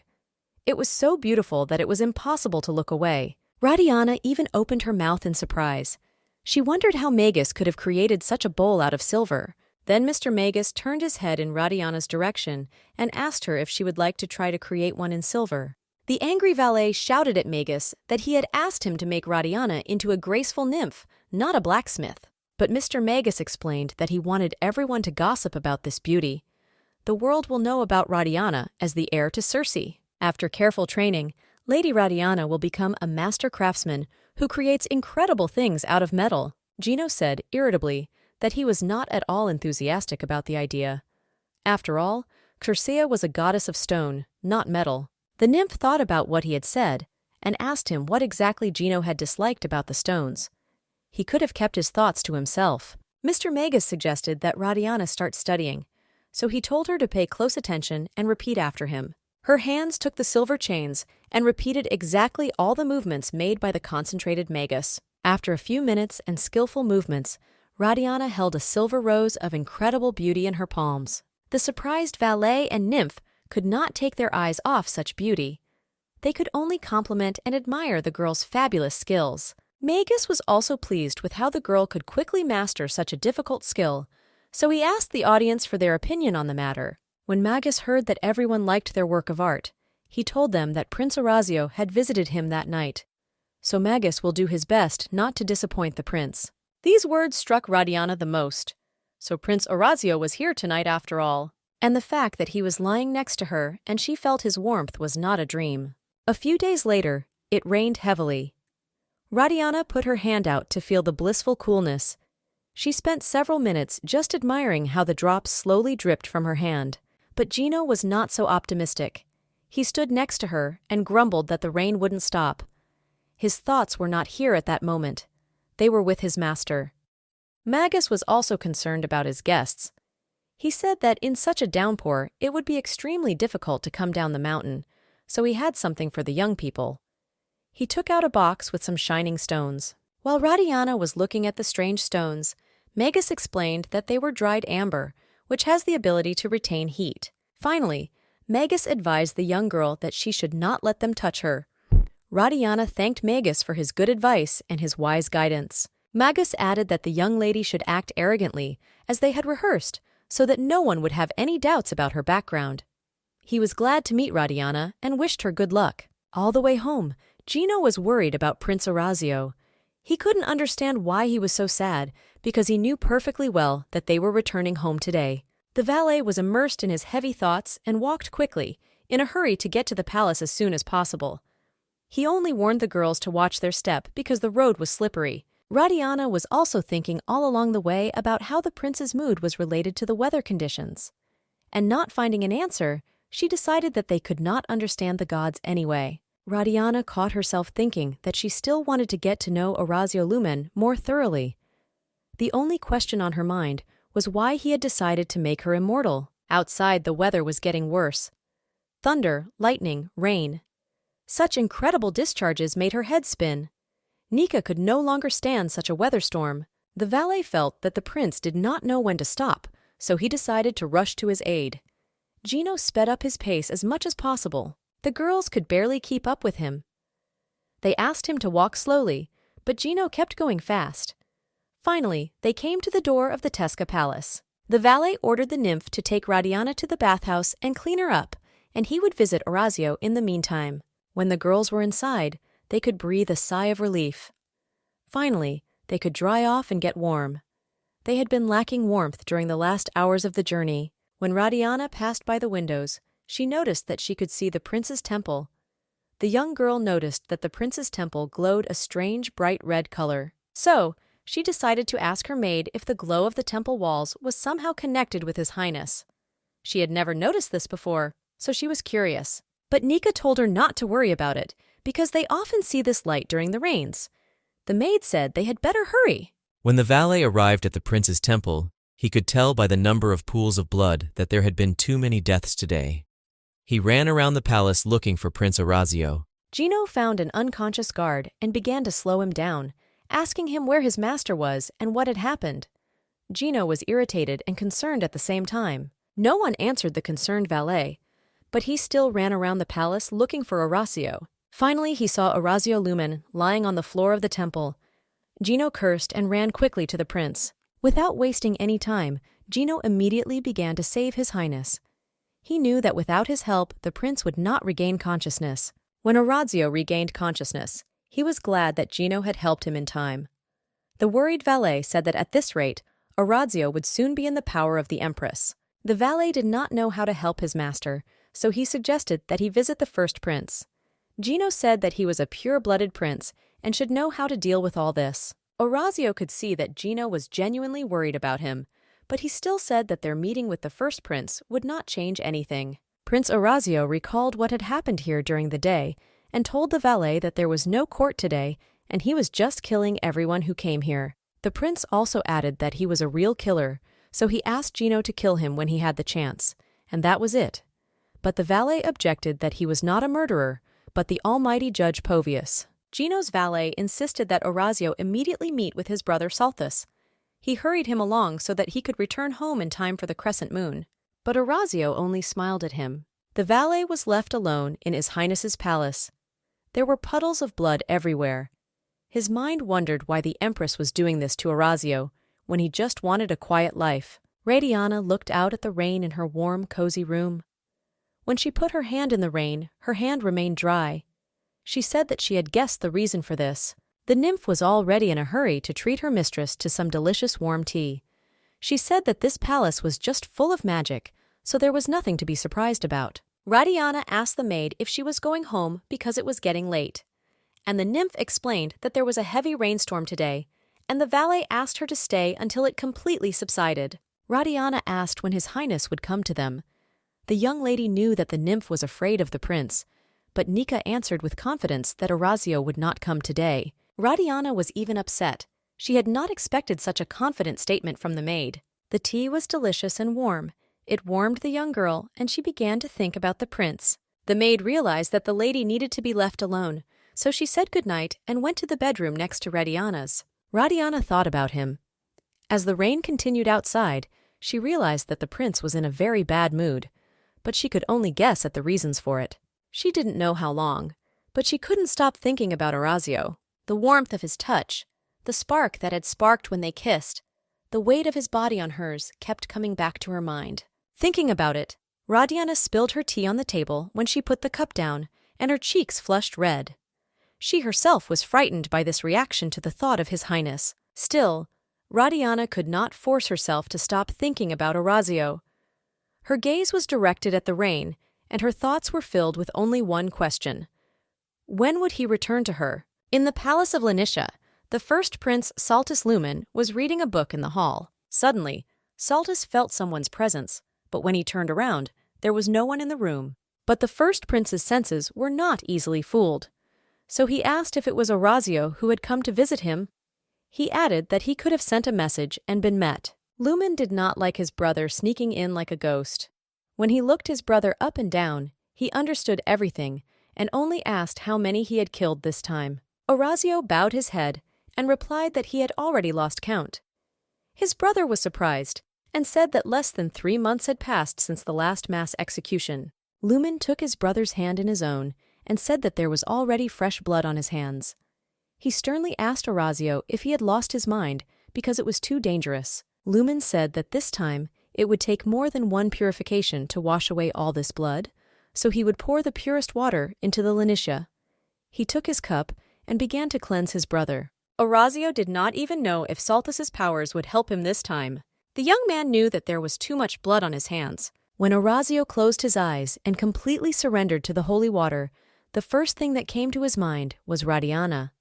He scolded himself for having nothing else to think about at such a crucial moment. Saltus told his brother that although he was a judge, he should not forget that he was a sun prince, and the sons of the sun cannot give death to those who do not deserve it. Therefore, if Orazio continues in the same spirit, he risks losing all his spiritual energy. Therefore, if he does not want to repeat the fate of Hades and end up underground, he must stop. Saltus decided to change the subject, because it was clear that his brother was not happy to hear all this, and he asked what family the nymph with whom he had been intimate was from, because now it was the #1 topic. The brother said that when he heard the rumors about Orazio's first intimacy, he even thought that his brother had united with Her Highness. Paltus suggested that his brother accept Avariccia's offer and then think about further actions. He believed that only then would he have a chance of survival, but Orazio objected that this would not save him. It would give the Pyros family more influence if they allied with them. Orazio then asked permission to ask one direct question, whether he wanted Caligo to inherit the throne. Saltus thought about it. He didn't know what to say, but Orazio continued without waiting for an answer. He said that when this happens, there will be no need to fear war, because even a war is not necessary for Povium to collapse under Caligo's rule. Saltus said that he was satisfied with the fact that Lanicia was ruling, and rebelling against his father would be considered treason. That is why he advised Orazio not to waste time trying to support him, but instead to think about himself. But Orazio said that in any case, he would be happy to fight back against his father. No sooner had Radiana opened her eyes in the morning than the happy valet flew into the room and shouted for her to look at the things he had managed to get for her. The sleepy young girl asked what kind of things he was talking about, and Gino explained that he had managed to get everything on Mr. Magus' list so she could start practicing right away. The young girl examined all the weapons and was satisfied that they were of good quality. But she asked the valet if he was sure that His Highness would allow her to do this. The valet said that she could neither sing nor dance. Therefore, she must learn to make silverware perfectly. Then the valet called for Nika. When the maid came closer, the valet handed her a pile of poems. The valet told the nymph to read those poems to Lady Radiana all the time when she was busy making silverware. The valet also told Lady Radiana that in 15 days she would be participating in a crescent moon festival as a nymph. The girl denied that she was human.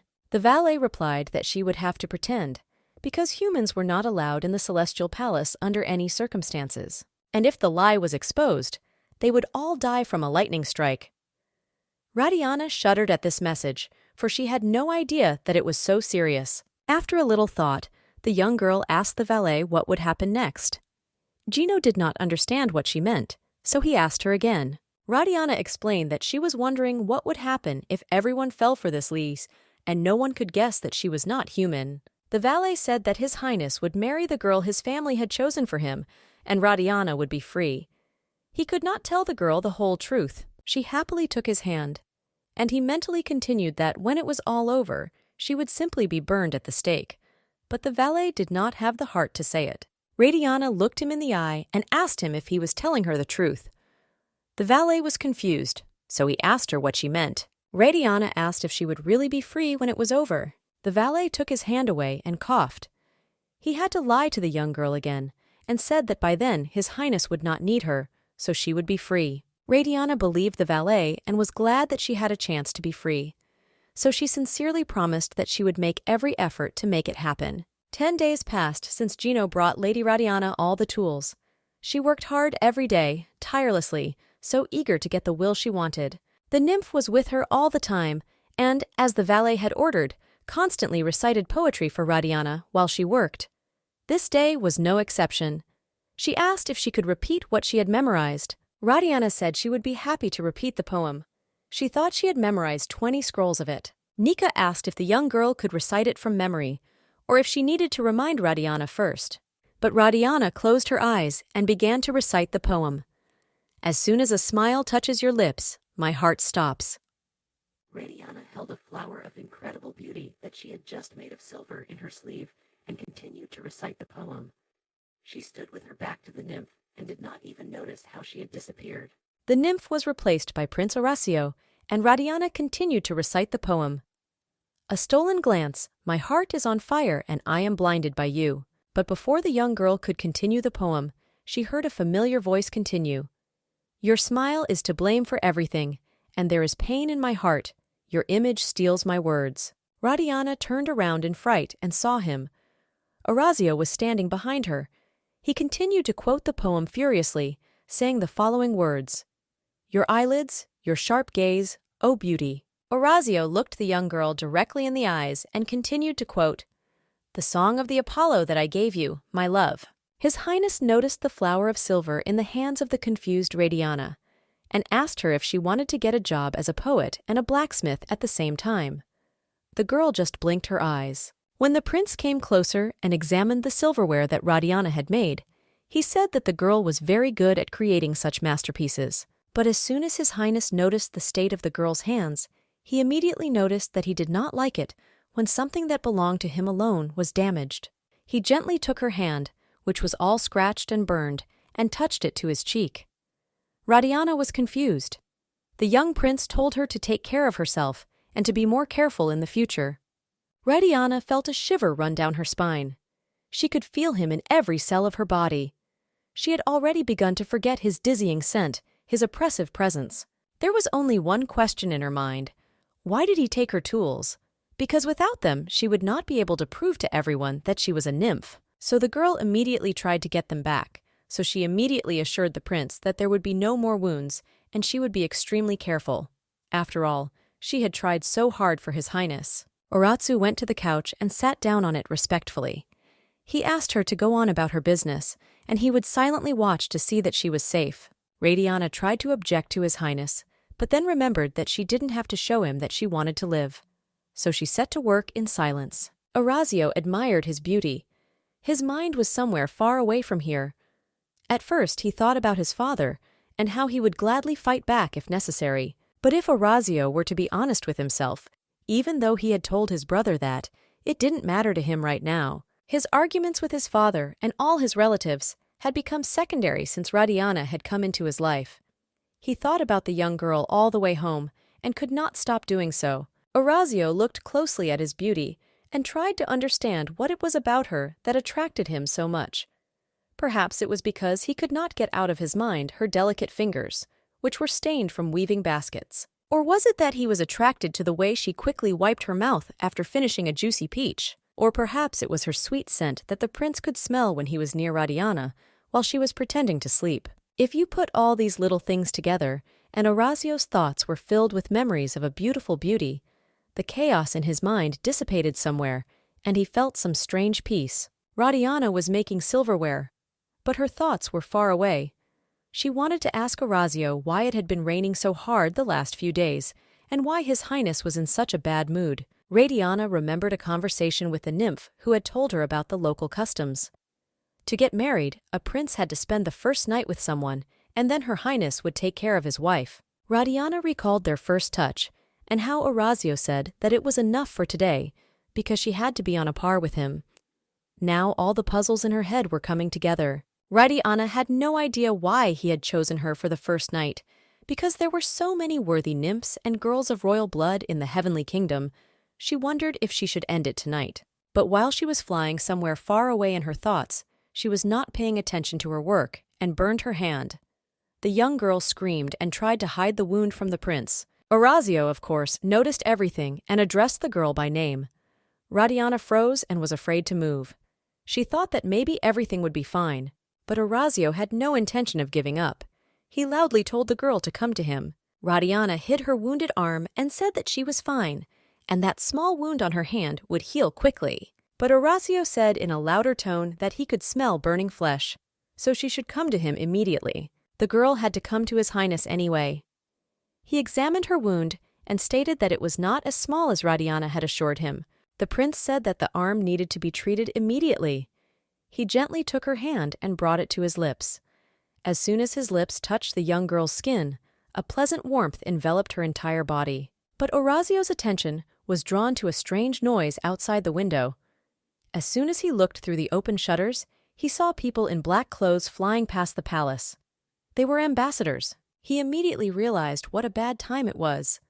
The ambassadors had phenomenal senses, and it was not difficult for them to notice the smell of burning flesh. Orazio looked at the confused, beautiful woman and decided that he had to hide her human scent immediately. So he looked her in the eyes and said that they had unfinished business to finish. So now was the time. Radiana flushed red from her fingertips to the last hairs on her head. She was incredibly ashamed. She hadn't realized it would happen so soon and right here. But Orazio was not about to let things slide, so he gently picked her up and carried her to bed. When he looked at her face, he said that the color had turned puffy red, and that it was most likely because she had spent a lot of time near a hot stove. The girl began to tell him that it was not because of the stove, but because of... But before she could finish, Orazio began to kiss her. As the young girl lay on the bed, she didn't know what she was supposed to do. Her confused eyes just looked at the ceiling. Orazio suggested it himself, but he wasn't sure that Radiana was ready for it. So, Orazio stood up above the bed and didn't know whether to continue or wait a little longer to see if she wanted it so badly. Radiana also got up and asked him what was wrong, or if there was something he didn't like. She said she would do whatever he asked. Radiana was worried about what would happen to Gino and Nika if she refused. Orazio didn't know how to explain his feelings either, so he started to say that he didn't understand what she was thinking. But the young beauty didn't let him finish his thought and quickly said that she understood, and he wanted Radiana to kiss him first. This thought knocked the ground out of his feet. He had not expected such a proposal, but it only turned him on. He came close to Radiana and said that she was a smart girl. Then he asked if Radiana would regret her decision. She looked him firmly in the eye and began to unravel her braid.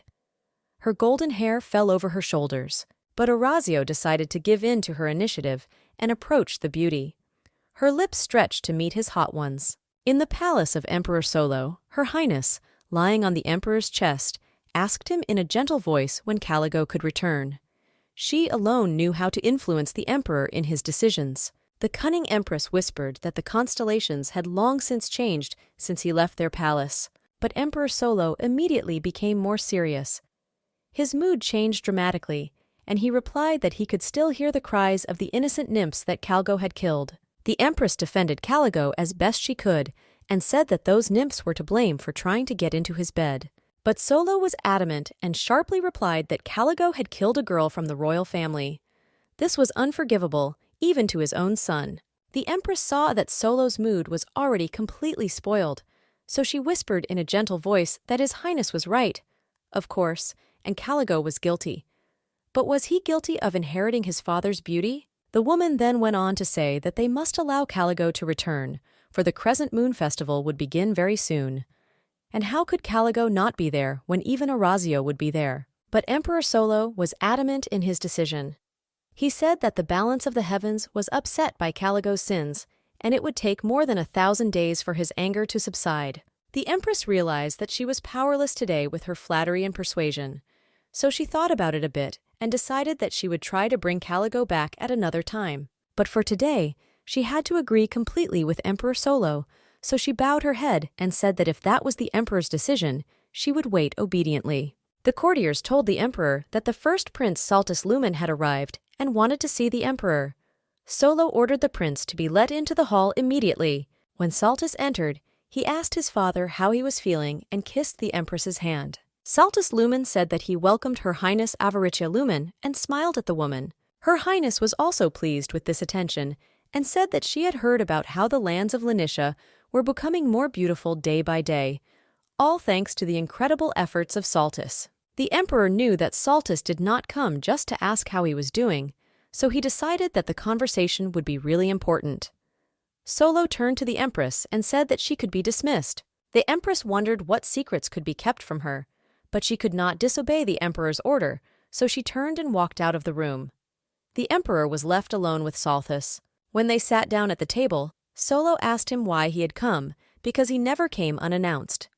Saltus replied that he wanted to talk to him about Orazio. Emperor Solo's face immediately showed that he did not like this topic of conversation. The emperor told Saltus that if he wanted to discuss the judge, he had nothing to say, but Saltus continued anyway, asking the emperor why he did not stop the empress when Orazio's mentor was on the execution list. For Orazio, it was quite a test to take the life of the man who had taught him everything and whom he trusted as much as himself. Emperor Solo replied that Saltus was a very kind young man, but kindness could not restore balance to the heavens, and the heavenly scales have already changed their position because of Orazio's power. And it was this decision that was made to restore balance to the heavenly scales. Saltus tried to reach out to his father and said that he was the only being whom Orazio trusted, and finally asked if Empress Avaricia had had a hand in it. Emperor Sol did not expect such a direct question and accusation at the same time, so he angrily said that he was Sol, and this truth would never change, even when the sun and moon disappeared.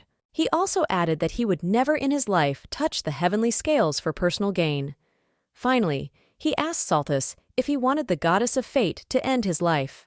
Then Saltus said sharply that if Emperor Solo was telling the truth, he should let Caligo and Orazio fight. But Emperor Solo, after some thought, told Saltus that the time had not yet come for this battle. Saltus asked his father if he wanted to give another chance to Caligo, who had killed innocent nymphs in a fit of passion, because it could also upset the balance if that happened. Emperor Solo didn't know what arguments to make in this regard, so he simply replied that Orazio was not suitable for the role of his heir. Then Saltus objected and said that if interpreted in this way, he had no right to be called the firstborn of the great Emperor Sol. He had his reasons for thinking so, and Saltus reminded the emperor that almost no one knew the truth about him and his wife, and who better to understand his situation than Solo. But Emperor Solo explained to Saltus that his mother was a simple nymph, but she belonged to the family of the almighty Zeus. Saltus was not like Orazio, because he was born to a mortal woman, but Saltus did not want to hear these annoying excuses, and sharply asked the emperor when he had become such a coward. Saltus was already emotional. He did not want to hide his guesses, and he decided to speak frankly to the end. So he told his father that Orazio's hands were covered in blood because of his orders. The emperor did not like the tone of his eldest son's conversation. To this day, he has not dared to say a word to his father in defiance. So Solo asked him how he dared to speak to him in such a tone. Solo began to make excuses, saying that Orazio was born a judge, and if he gave up his role, the balance of the heavens would be upset. But Saltus said that Orazio was still his son. But Emperor Solo added that in addition to being a son, he was also an uncontrollable deity. And if Orazio could not bear the burden that was placed on him, then his existence was a curse for everyone. The father no longer wanted to listen to his eldest son's accusations, even though they were all true. So he simply told Saltus not to mention Orazio's name in his presence. But Saltus added that they both knew perfectly well that if Orazio so desired, he could burn the celestial palace to the ground. The valet Gino looked out the window.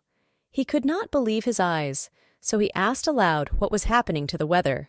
Gino went to the window and looked outside.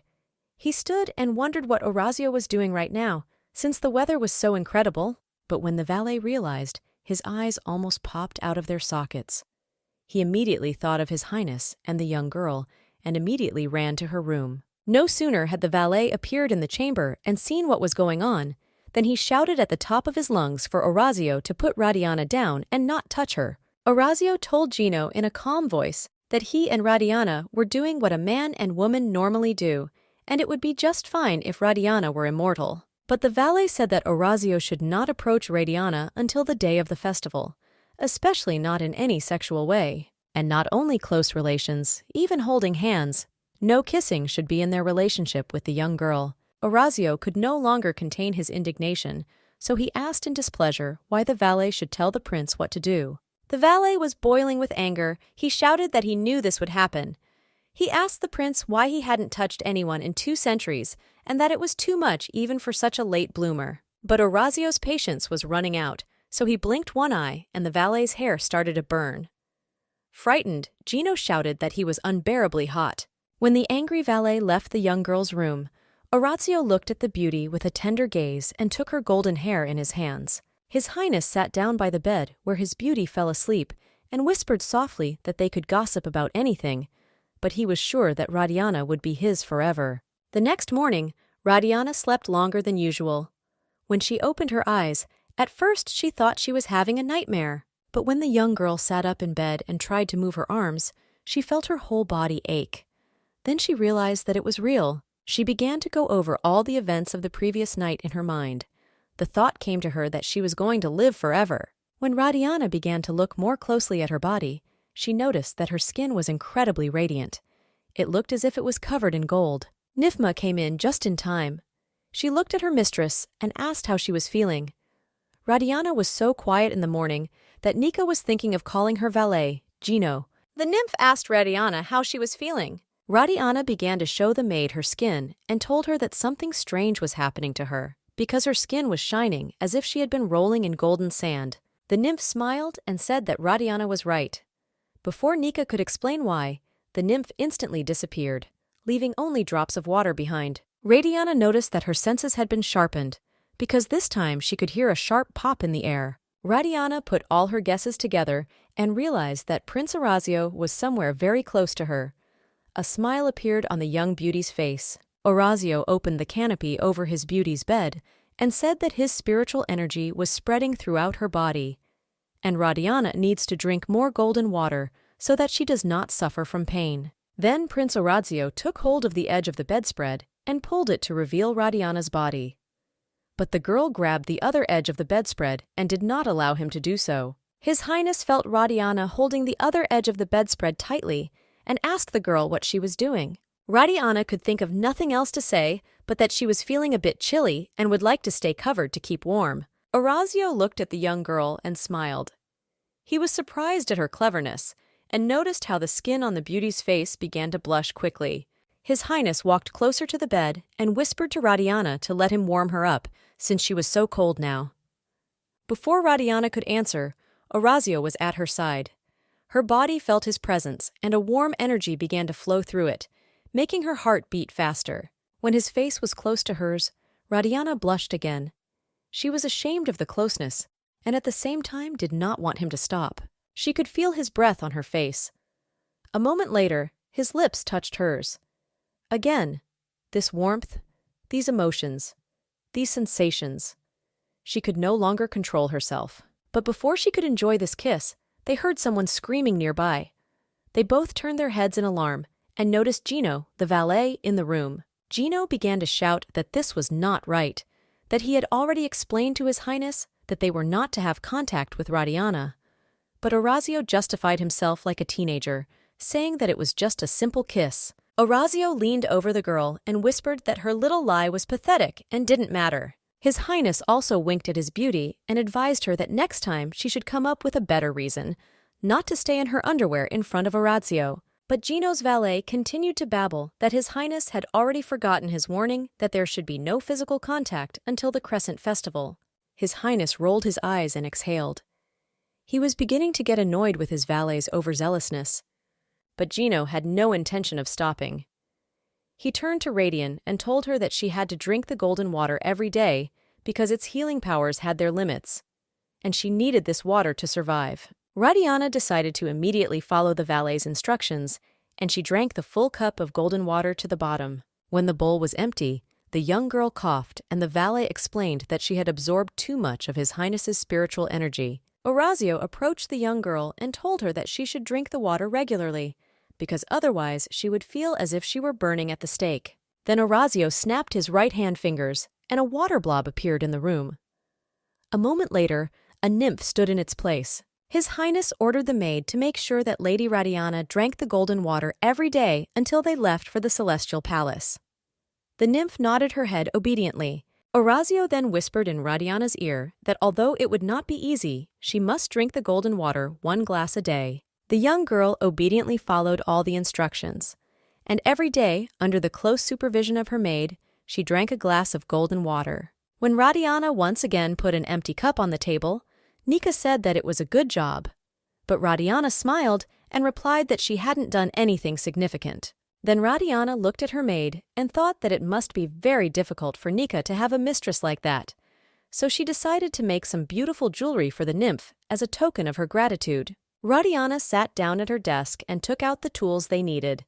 She thought about what kind of jewelry she would make for Nikki and decided that it would be a beautiful hairpin. But before she could even touch the tools, the shadowy maids appeared and stood over Radiana. Radiana was even frightened by the surprise. Drops of sweat appeared on her forehead, and she asked the maids in confusion what exactly brought them here. The shadowy maids explained that His Highness had ordered them to take away all the items that could harm Radiana. That is why they came here right now. Then the shadowy maids did not hesitate to take away all Radiana's tools and silver jewelry. After they left, the nymph said that it was a shame that the maids had taken everything. The girls were especially sorry that they had taken Magus's gift. But Radiana decided to support the nymph somehow, and said that everything was fine and there was nothing wrong with it. But the nymph felt so sorry for the jewelry that tears rolled down her cheeks. Radiana gently wiped away Nikki's tears and assured her that she had no reason to cry. Late at night, the nymph Nika walked along the dark street, thinking about one question. Why did Gino's valet call her at such a late hour? But the young maid's attention was drawn to a strange glow. When Nika came closer, she noticed a piece of jewelry lying on the ground that had recently been taken away by the shadowy maids. Nika immediately heard the voice of the valet, asking how long she would be staring at the jewelry. He explained that he had enchanted it so that no one could see it, not even His Highness. As the nymph hesitated, the valet asked if she wanted Lady Radiana to be sad again. After that, the nymph grabbed the jewelry and quickly ran to her mistress. The valet, Gino, watched the nymph run quickly to the palace and wondered aloud why nymphs were so slow-witted. He heard a voice nearby saying that he didn't know the answer to this question either. Frightened, Gino turned his head and saw Orazio standing next to him. His Highness looked angrily at the valet and said that as a punishment he would not allow him to be near him at the festival. When the nymph ran to Lady Radiana and showed her what she had found, the girl's joy knew no bounds. They forgot when they had ever been so happy. Orazio also saw the happiness on the girls' faces and scolded himself for his valet's ability to think of it before His Highness. At night, Lady Radiana woke up feeling dozens of dark hands touching her. The frightened young girl covered herself with a blanket and did not know what they all wanted from her. The nymph quickly came to the aid of her mistress. She shouted to the shadow maids that they should not frighten Lady Radiana, and that they should stop doing this. The shadow maids stopped and looked at the nymph. They did not expect such a response and did not know what to do, because they had received clear instructions from His Highness the day before. But when the shock wore off, the maids explained to the nymph that the Crescent Moon Festival was coming up, and that Lady Radiana had to prepare herself for the visit to the Heavenly Palace. But the nymph told the maids that she was the boss, and they should remember that. Radiana also stood up for Nika and assured her that she would immediately start preparing for her duties. But the shadow maids all said that Lady Radiana should hurry up, because there was very little time left, and they did not want to be burned by His Highness if they failed. Although the shadowy maids had left Radiana's room, the young girl could feel their presence and noticed the maids watching her closely from behind the windows and walls. The nymph called Radiana to her. She told her that after bathing, she would smear the young girl with aromatic oils. Since she was going as the prince's companion, she had to look the part. The nymph explained that they had to convince everyone at the festival that Radiana was a nymph, and then His Highness would get married. Then Nika took out some green leaves with something wrapped in them. The joyful nymph said that she had managed to bring something for Radiana and opened her cache of precious jewelry. The irritated valet was already getting quite nervous. He had been getting ready for a long time and was ranting about how long it would take them to get ready and that they would be late because of their jewelry and where it was. Then the valet asked His Highness if he had really decided to go with them. But Orazio was somewhere else entirely. He was completely in his own thoughts. Orazio was very concerned about whether everyone would believe that Radiana was a nymph and how she would be received at the festival. His Highness analyzed the appearance of his beauty and thought that in all of Povium there was no such weak and gentle nymph. Orazio also decided that he should prepare himself in case his father rejected Radiana. He wondered if he should intervene if Solo decided to strike the girl with lightning. But his thought was interrupted by a loud message from a servant that Lady Radiana had arrived. This message brought the prince back to reality. Gino nervously muttered that they had finally arrived. The doors to the hall opened and Radiana walked in. She was simply incredibly beautiful. Her hair was beautifully styled, and her jewelry sparkled with colorful shades on her body. Gino's valet had never seen such a beautiful girl in all his years, so he even opened his mouth in surprise. Orazio also did not expect Radiana to be so beautiful, although he expected that after the nymph's spells on her appearance, she would be very beautiful. Radiana was gorgeous. Orazio stared at his beauty in silence for several minutes and could not say a word. Then he said quietly that she had allowed him to examine her. His gaze went all over the girl, and only then did he say that she looked very much like a nymph. Radiana was embarrassed, and again a red blush appeared on her cheeks.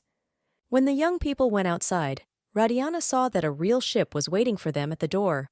This naturally surprised the young girl, but she was even more surprised when she saw a leopard on the ship. At first, she thought it was a very well-made statue. Orazio noticed that Radiana was interested in his animal and explained to the young girl that it was his first black leopard, which had lived only a century. Then His Highness added that Radiana would be able to live much longer since she could absorb his spiritual energy. The girl only listened attentively to His Highness in silence. Orazio looked into her eyes and asked her to say something, because he had the impression that he was talking to a statue. The prince hugged his beauty to make her relax a little. Radiana looked into Orazio's eyes and said that it was all very beautiful. She meant the statue. Orazio noticed that the girl was confused and decided to give her some guidance to help her gather her thoughts and get ready to meet his family. He took her by the chin and looked into her eyes. Orisi told Radiana that she should not show her fear in Povius. He asked that the young girl remember what she was like when they first met. He added that his beauty should show the whole world that she was a worthy chosen one of the Sun Prince Orazio Lumen. The confused girl just blinked her eyes and could not answer. Orazio also added that he would not tolerate such an attitude when they left the ship, and that she should play the role of his companion in Povium, so she could start right now. Radiana was confused and decided to consult her maid. She found the nymph on the ship and said that they needed to talk urgently. Nika gladly agreed to Radiana's suggestion. When the girls were alone, Radiana took the nymph by the hand and asked her the question she was most interested in. She asked if Nika had ever been in love in her life. Nika's eyes even lit up at this question. She said that of course she had.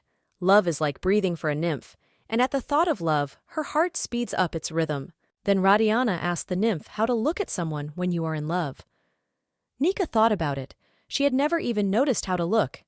It was an asterisk question, but after some thought, the nymph came up with an answer.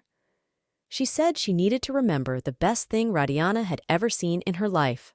The nymph began to sketch out options for what Radiana should remember in her head, and these were the following suggestions: something beautiful, something wonderful, something incredible. Radiana began to go through all the beautiful things she had seen in her life, and the only thing that came to mind was Orazio.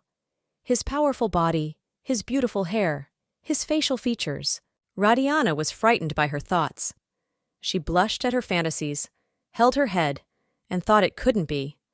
It looked like Radiana was going crazy. Radiana realized that the most beautiful, incredible, wonderful, and beautiful thing she had ever seen in her life was Orazio. This began to remind her of the story of foolish mortals who fell in love with deities, and Radiana could not believe that she had become one of them. Radiana was brought back to reality by the voice of His Highness. He said that the girl had enough time to practice because she was already keeping God waiting. Radiana, confused, could only say that, of course she was. She hadn't expected him to find her so quickly to show her what she had learned. Orazio gently hugged the young girl and was surprised to hear her say that she had already practiced. So he asked Radiana to demonstrate what she had learned. But Radiana was confused and did not know how to demonstrate it. There was only one question in her mind. What should she do now? Drops of cold sweat broke out on her back from excitement. She clearly decided that she needed to look up and look him in the eye, and look so that everyone would believe that she was head over heels in love with him, and that there was no turning back for her. But Orazio looked her in the eyes and told her that she disappointed him and asked her to look at him again. But even after that, her gaze did not change, so Orazio just looked at the beautiful woman in disappointment. Radiana realized that at this rate, she would not only expose herself at the festival, but would not even get off the ship. So she began to go through all the possible options in her head. The idea came to her that she should think of Orazio not as a god, but as a mere mortal. Radiana decided to imagine him as a man who had just been disappointed in his beloved. Radiana summoned all her imagination and decided to try to look at Orazio with loving eyes again. She took the plunge and called out to His Highness. Orazio turned and looked at the young girl. She looked directly into the young man's eyes. Her gaze was tender and full of feelings. He was speechless for a moment. The ship sailed non-stop for a day and a half. Radiana spent a lot of time on deck and constantly admired the scenery. She had never seen such incredible beauty in her life. The valet came up to her and told her that they would be arriving soon. Povius and Tesca are located at opposite ends of the heavens, which is why the journey takes so long. Gino warned Radiana to remain vigilant at all times. Because Povius is very different from Tesca. One mistake and the locals would eat the young girl alive. Radian's eyes widened in surprise. She certainly hadn't expected such serious instructions, so she decided that she needed to be very careful and take Gino's advice. The valet advised Radiana to play the role of Prince Orazio's companion, the only way she would survive the journey. He advised Radiana to memorize his words well. The valet also gave Radiana some more advice and told her to stay close to Orazio if she wanted to survive in the terrarium where they were going. Finally, after such a long journey, the ship began to see the shore. It was the majestic Povius, home to the most influential deities of the Celestial Empire.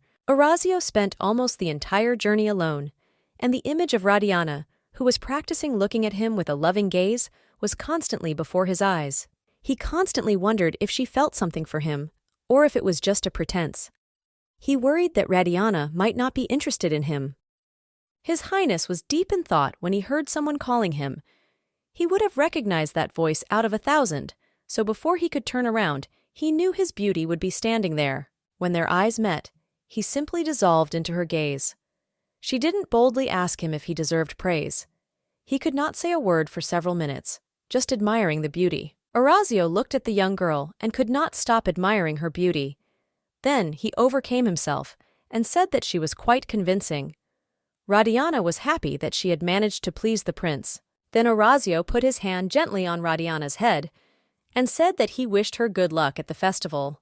Their attention was distracted by loud cheering. Radiana looked to the shore. A whole crowd of people had gathered on the shore, waiting for the ship to arrive. They were all shouting loudly to welcome the great judge of Povius, Prince Orazio Lumen. Radiana watched them from the ship and thought that Orazio must be respected and admired here, since so many people came out to meet him. His Highness stood proudly on the ship and basked in the joyful shouts of the crowd. He was pleased that people were so supportive of his arrival at the Crescent Festival. Orazio then turned to the young girl and said that they would see each other later. His Highness headed for the exit. The confused Radiana was left alone in this unknown place. Disgruntled, Tara threw her jewelry so that the mirror cracked. She shouted to the maids to bring more beautiful jewelry because she had to impress Prince Orazio. The Empress slowly entered the room. She asked her niece what all the fuss was about. Tara turned and greeted Her Highness in a low bow. They both looked into the broken mirror. The Empress said that Tara had access to Povius's finest jewelry, so what was the matter? Tara explained that Prince Orazio had brought a nymph with him to the festival. Nervous, Tara began to complain to the Empress that this was not enough. Perhaps the jewelry created by the famous Mr. Magus would have saved the day. The Empress smiled and asked if Tara was worried about losing to some ugly nymph because of a couple of pieces of jewelry. She shouldn't take such trifles into her head. The Empress loudly ordered her maids to see to it that Tara was dressed nicely, and the sooner the better. Her Highness picked up the jewelry that Tara had thrown a few minutes ago and told the girl to stop throwing tantrums immediately because her patience had already broken. The Empress then walked up behind Tara, put her arms around her waist, and told her that she needed to keep her child in mind before she started to get nervous. Tara just stood there numb. Drops of cold sweat appeared on her forehead. She quickly began to make excuses and told Her Highness that she had no idea what child the Empress was talking about. The angry Empress slapped Tara so hard that the poor girl fell to the floor. Her Highness shouted that how dare she lie to the Empress. The Empress yelled at the girl, who could not yet recover from the blow. Her Highness asked whether Tara wanted her child to die before birth or to be raised as a sunny prince. Finally, the Empress told the girl that this was her last warning, and Tara must do everything to deceive the fate of the heavens. And perhaps if she conquers Orazio, she will save her child. A broken Tara sat on the floor. She simply boiled over with anger and injustice. Her only goal at that time was to do anything to have Orazio hers. In the main hall of the palace of His Highness Sol Lumen, it was loudly announced that Prince Orazio of Tesca had already arrived at the palace. A whisper spread through the hall that she would finally see Orazio with her own eyes. Prince Orazio appeared in the hall, well-dressed and handsome. The women began to whisper that at last the prince had a companion, and everyone wanted to see the one chosen by Orazio himself. There was also a whisper in the crowd that it was necessary to take the green pills, and some people started taking them immediately. And Orazio also noticed the courtiers taking rhinum. Prince Orazio thought to himself that they were all fools and did not even realize that the rhinum did not actually work, although the voices in the prince's head became quieter after taking the pill. Prince Orazio walked confidently to the throne of Solo Lumen. On his right hand was the unsurpassed Empress. On his left was his first son, Saltus Lumen. Prince Orazio was the first to greet the honored hosts of the palace and asked Solo Lumen if he was feeling well. Solo Lumen looked at his son and said that he thought Orazio of Tesca was perfectly fine. He had certainly expected to see his son in worse condition after his conversation with Saltus.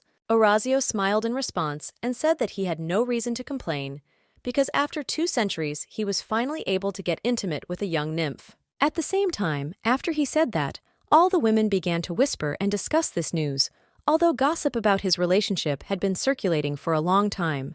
The Empress smiled and said that this was very good news, so she was happy to hear and congratulated Orazio. Orazio also told Her Highness that she was absolutely right that this was very good news. Then, after these standard exchanges of pleasantries, Orazio walked to the throne and took his place of honor next to his older brother, Saltus Lumen. The Empress turned to Saltus and asked him how his wife Vicaria was doing. Saltus told everyone present that he had been told recently that his wife was in labor. The Empress was overjoyed and told her husband that His Highness would soon have his first grandchild. Then the Empress turned to Orazio and asked him when he would introduce them to his companion, because they were already at a loss to guess who could have won Orazio's favor.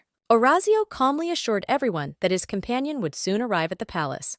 The Empress said that this was all very well, but first she wanted to introduce him to Tara, the daughter of Valmus of the House of Pyros, who was to become his bride. Everyone was sure that Orazio would like Terra. The girl bowed and said that Terraconium was at his service. Terra tried to be as polite and friendly as possible. Orazio looked at Terra, who was going out of her way to please Prince Orazio Lumen. But then, Orazio turned his head in a straight line and didn't pay attention to Terra at all. She was shocked, because she thought she would win His Highness's heart and attention at first sight. Then Oraki abruptly stood up from his throne. Even his elder brother was startled by this action, and he asked Orazio what he was going to do now. But the calm Orazio said that he apologized for the inconvenience, but his beloved companion had arrived, so he had to meet her. The whole hall was loudly informed that the guests had arrived. The first to enter the central hall of the palace was Gino, the valet. He greeted the guests and smiled at Orazio. Then, an incredibly beautiful and beautifully dressed young girl entered the hall. Her golden hair was adorned with precious stones and a very beautiful silver jewelry. Orazio immediately went over to Radiana and gently put his arms around her waist. He wanted her to relax and not to worry under the stares of the guests. Radiana was grateful for Orazio's support and looked at him with a tender gaze. Orazio whispered softly in her ear that it was time for her to be enchanted. The prince covered her eyes with his warm hand. Orazio stood behind his companion and asked permission from Sol Lumen, the son of the sun and his venerable father, to introduce Radiana, his first love. Sol Lumen looked at the young girl and his son and said he could let go of his hand. When Orazio let go of his hand, Radiana's eyes met the emperor's intense gaze. She immediately lowered her head and said that the nymph Radiana, a descendant of Circe, was ready to serve him. This announcement sparked a new discussion. All the women of the court began to whisper that this girl was a descendant of the weak stone goddess Circe. Saltus was pleasantly surprised by the manners and beauty of Orazio's chosen one, and said that they were happy to welcome the nymph to this crescent festival. Solo Lumen loudly told Radiana that if she claimed to be a descendant of Circe, could she show something to prove her words. Radiana was not at a loss and answered the emperor that she could create jewelry from silver threads. The empress immediately noticed the silver lily in Radiana's head, created by Mr. Magus. The empress hoped that Radiana might be embarrassed here, so she invited the nymph to demonstrate her jewelry-making skills right there. Immediately, the tools necessary for the work and even a stove appeared in the hall, so there was no turning back. The valet's heart began to race. Solo Lumen said that Radiana could start. The girl was not even nervous. As soon as she saw the familiar tools, she immediately got to work. The frail young girl picked up a hammer and tongs and skillfully began to make the jewelry. It was such a fascinating and extraordinary sight that everyone present opened their mouths. The nymphs began to whisper that they had never seen a nymph working with silver using the heat of a furnace. They also discussed what else she could have learned in Magus's cave. A few minutes later, a beautiful silver jewelry was twisted in Radian's skillful hands, and she took it in her hands and asked Sol Lumen's permission to give him this silver rose. Sol Lumen took the gift and was sincerely surprised by such an exquisite work. He loudly said that he recognized Radiana, the descendant of the Circeans, as Orazio's beloved. Solo then turned to Orazio and said that his son had proven his worth, so he insisted on Orazio and Terra's wedding as soon as possible. Orazio quietly said that if it was the will of the gods. The empress smiled evilly. She will finally get what she wants and marry Terra and Orazio soon. Solo Lumen announced to the whole palace that let the sunshine shine on this quiet night for the mighty descendants of the sun god. Orazio clung to Radiana and did not leave her for a moment. Solo continued, announcing the start of the festival. He said that everyone was having fun until the first rays of sunshine appeared in the sky, and the festival began. All the guests present began to celebrate. The best wines were offered in a wide range. Men and women were chatting merrily over a glass of alcohol. Radiana was not in the mood for alcoholic beverages. She kept her eyes fixed on the thrones on which all the most important gods of the heavenly kingdom were seated. They were looking down on their subordinates. Of course, she was particularly interested in only one of the gods, and that was Orazio Lumen. She kept looking at him and wanted to meet his eyes to feel his support. Orazio also watched his beauty and noticed how the young girl's gaze changed to warm and full of feelings, although he had doubts about the sincerity of her look. This peaceful idyll was broken by someone's voice. Radiana turned around and noticed that a beautifully dressed young girl, accompanied by her maids, was purposefully approaching her in the hall. Finally, the young girl came closer to Radiana, and she was able to get a better look at her. She could tell from her expensive clothes and jewelry that she belonged to a wealthy family. As soon as the young woman approached Radiana, she insultingly asked the sneering woman if she was the stone nymph wearing the silver lily created by Mr. Magus. She then asked Radian if Mr. Magus had really taught the nymph how to work with silver threads. Radiana looked at the young woman with surprised eyes, who was so interested in her person, and confirmed that this was the case. Then the young girl decided to introduce herself and said that her name was Terraconium, and she came from the famous Pyros family. She was also engaged to Prince Orazio, the son of the sun god. This introduction simply knocked the ground from under Radiana's feet. She was at a loss as to whether she should say that she was glad to meet him or express her hope for another meeting. Radiana decided she had to make sure Prince Orazio got married. But Terra waved her hand and told her not to try to be too well-mannered. One of the maids whispered in her mistress's ear that she had heard that centaurs were very fond of beautiful young girls, and they started giggling together. Then Terra turned to Radiana and said with a smile on her face, for all to hear, that Radiana must have used seduction to convince Mr. Magus to help her. The confused Radiana blushed with shame. She could not have imagined that such nonsense could occur to anyone. The young girl only said quietly that she had no idea what she was talking about. But Terra just continued her guesses that how else could an unknown nymph become the first lady of Prince Orazio, and added that Radiana could tell the truth about what she was like in bed. The valet heard all this conversation and came to the aid of the confused girl. He told her that Terra was being ridiculous, because Magus and Radiana's relationship was not what she was implying. Terra turned blue with indignation. She angrily asked how the insignificant elf dared to say anything to her, let alone call her funny. Terra immediately used her magic power, and the valet began to choke. It became increasingly difficult for him to breathe, and he fell to the floor. Only then did Terra stop her torture. Frightened, Radiana ran up to the valet and asked if he was okay. The girl was very scared for him and tried to bring Gino to his senses. Angry, Radiana turned to Terra and angrily asked her what she was doing and why she was treating the valet like that, since he hadn't said anything wrong. But Terra just laughed and told her not to tell Radiana that she was on the side of that stupid elf. She also added that Radiana was just her replacement in Prince Orazio's bed. Terra reminded Radiana that she didn't belong here and that she shouldn't forget where she really belonged. Finally, Terra wanted to ask the girl what it was like to be in bed with Orazio. Radiana was already on edge. Orazio's stubborn fiancé had driven her crazy with her antics and barbed remarks. She stood up and proudly looked this person in the eye. Radiana asked that Terra probably wanted to hear the details of their first night, so she had something to say. Radiana said that at first she felt incredibly hot, then she began to melt in Prince Orazio's arms, and the young girl obediently fulfilled all the requests of the hot prince. When Radiana finished her story, she even remembered the incredible sensations that covered her whole body, so she asked in the end if Terry had enough details. After that, the room fell into an oppressive silence. All eyes were on the two young girls who stood opposite each other and were figuring out their relationship. The girls were also silent. Radiana wondered if she had done the right thing in telling them about it, because she did not want to share such intimate details of her and Orazio's relationship. Moreover, she was glad that Prince Orazio was getting married soon. It was for this reason that she had to try. Then, Radiana could live in peace and create silver jewelry. But before Radiana could think about her words and dreams for the future, she felt a hot and hard slap on her cheek. The young girl was not expecting this at all. Radiana fell to the floor from such a strong blow. The precious jewelry from her hair scattered all over the hall. Terra haughtily stood over Radiana and looked at the girl triumphantly. The nymph saw her mistress fall and rushed to her aid.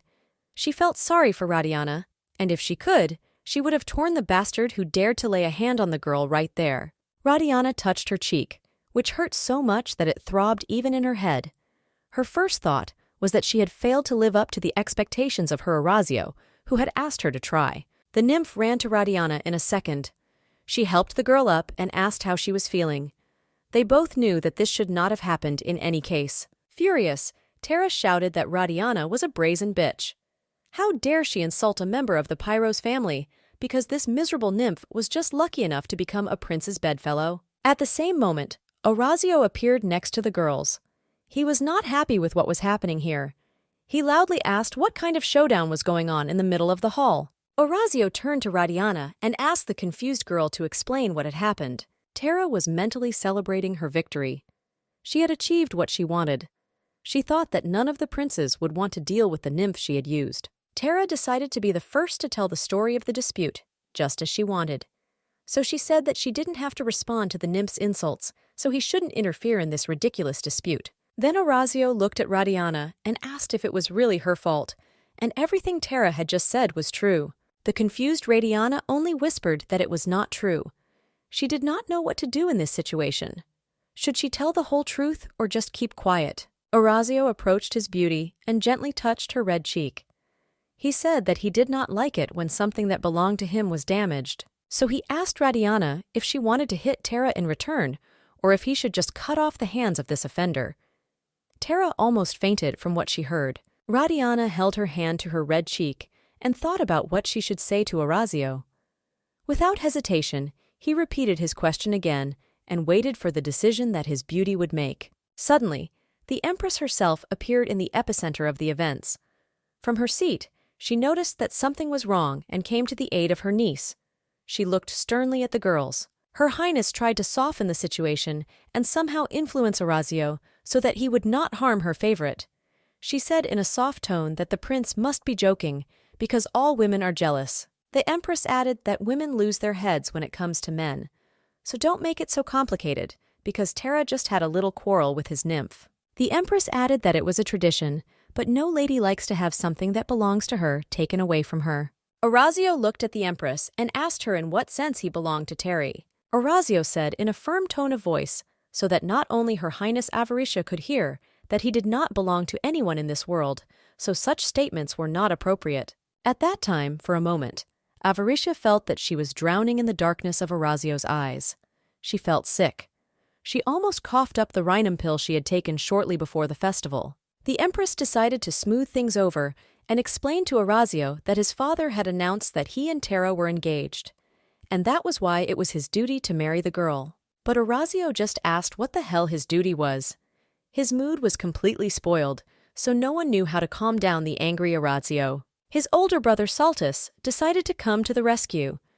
He also came down to the hall and said that Orazio had never been angry about such trifles before.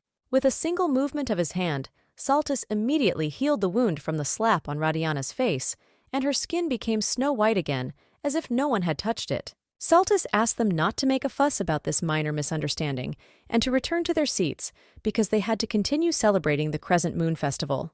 But Orazio explained in a calm voice that his beloved had not yet answered the question, so he believed that the incident was not yet over. He will wait for Radiana's answer. The Empress was already irritated and said that she knew the nymph had taken over his body, but she had no idea that it also affected his heart. She added that Orazio had spent too much time in Tesco. Her Highness asked how he could have offended the wills of Povius. And how could he even think of cutting off the goddess's hand because of a blow from a nymph? Or did he imagine himself to be the judge of all the gods? But Orazio did not seem to pay attention to all the Empress's arguments. He once again asked Radiana to give an answer before he cut off Terry's hand and brought it to his beloved. The Empress realized that Orazio would not calm down, so she put on a cheerful face and asked that the nymph should still say her answer to everyone present, if the prince insisted. Confused, Radiana looked at the Empress carefully. She could see that Avaricia looked cheerful and happy, but she had seen such a predatory look before in her life. Radiana realized that such a woman would stop at nothing to achieve what she wanted. She would not blink an eye and would give up other people's lives for it. She was very much like Grazia. Radiana realized that she needed to get out of this situation as soon as possible, because she had already gone so far that no one would be able to forget about her. So, Radiana decided to somehow influence her prince's mood. She hoped that he would listen to her words and they would be able to solve such a difficult problem. She looked at Orazio and said that she thought that it was not worth depriving His Highness of the hand of the goddess Tara. After all, nothing matters when Prince Orazio is by her side. Radina also explained that this dispute was her fault because she dared to share the details of their first night. And of course, no woman could listen to that calmly. Then Radiana came closer to Orazio and gently took his hand. She said quietly that if he wanted to punish anyone, it should be Radiana herself. Then, Radiana became embarrassed and added that she didn't want him to punish her right there. It would be better to do it in private. So she asked Orazio to forget about this stupid argument. All those present had long since surrounded the perpetrators of such an incident and were hanging on every word the god said. When Radiana finished her speech, everyone was even a little sad that she would not be punished today. Radiana looked into Orazio's eyes and asked him to discuss all the details in private. He drowned in the eyes of his beloved and forgot what he wanted to do. Of course, Orazio could not resist his beloved's request and said that he would certainly do as she wished. The Empress even opened her mouth in surprise. She certainly thought that this nymph would use this opportunity to cut off the hand of the offender. Orazio tenderly took Radiana in his arms and told the Empress that his beloved was not interested in revenge, so they would postpone all disputes for later because he had more important things to do. A moment later, Orazio and Radiana disappeared from the hall. The Empress was still reeling from the scandal and stood in the middle of the room, spellbound.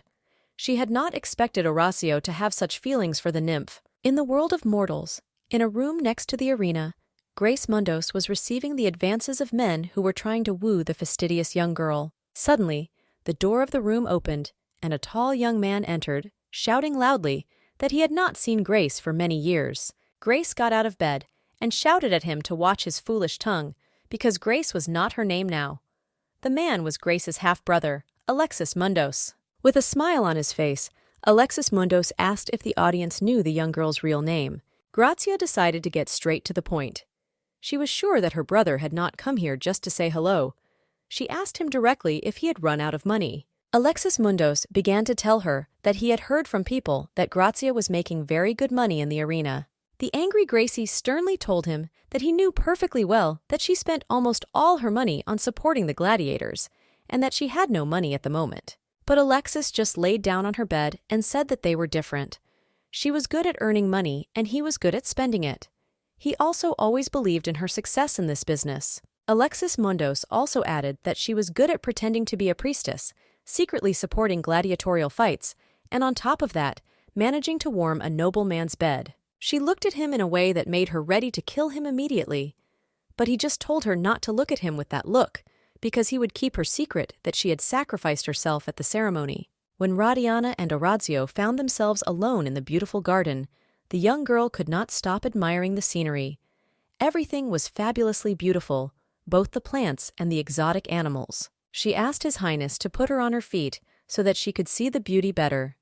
It was also a starry night outside, so the scenery looked even more magical. When Orazio fulfilled her wish and the young girl stood in front of him, he looked passionately into her eyes and asked her if she was ready to receive the punishment she had asked for a few minutes ago. Radiana felt cold inside. She looked at the prince and asked him what kind of punishment she was going to receive. He explained that he would punish her like an adult and hoped that she would not lose consciousness. The valet could not stop. He poured himself a glass after another and immediately emptied it to the bottom. Gino could barely stand up, but he was not going to stop. The nymph began to worry about the valet, so she told him that if he didn't stop, he would drink himself into unconsciousness. And that's all they need to get into trouble. Nika dared to approach the valet and snatched the wine glass from his hands. He shouted irritatedly, asking why she allowed herself to look down on him and do such a disgrace. The nymph was constantly thinking for her mistress. She said thoughtfully that she hoped Radiana was okay, because when the crescent moon was over them, His Highness would definitely do so. The valet was already drunk and told her to shut up. He shouted that Prince Orazio could not forget his duty. Then the valet was silent for a moment and began to listen to his own feelings. He immediately realized that something was wrong. The valet shouted to the whole room to be quiet and called for the nymph.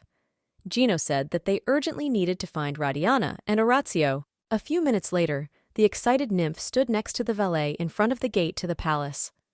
Gino shouted loudly to the guards to open the door immediately. As soon as the door opened, the valet flew inside.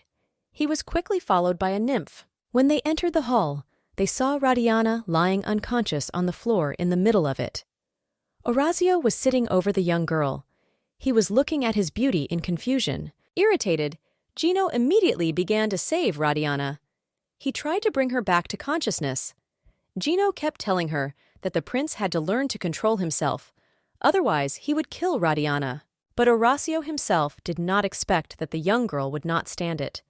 He explained that he was simply fulfilling her wishes, exactly what she had asked for. The Prince of the Sun looked at the valet in confusion.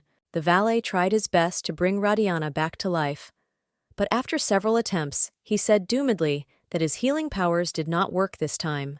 Orazio looked at the valet, then at his beauty, who had been unconscious for a long time.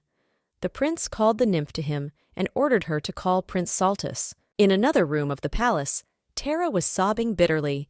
She sat on the floor and watched her tears fall down in a hail of tears. Suddenly, the door to the room opened with a powerful force. The Empress appeared in the doorway, and she was humorless. She shouted to the whole room, "Tara!" Then, Her Highness quickly walked over to the crying girl and slapped her as hard as she could. The Empress was seriously angry. She was ready to kill Tara. Tara clutched her cheek and cried even more.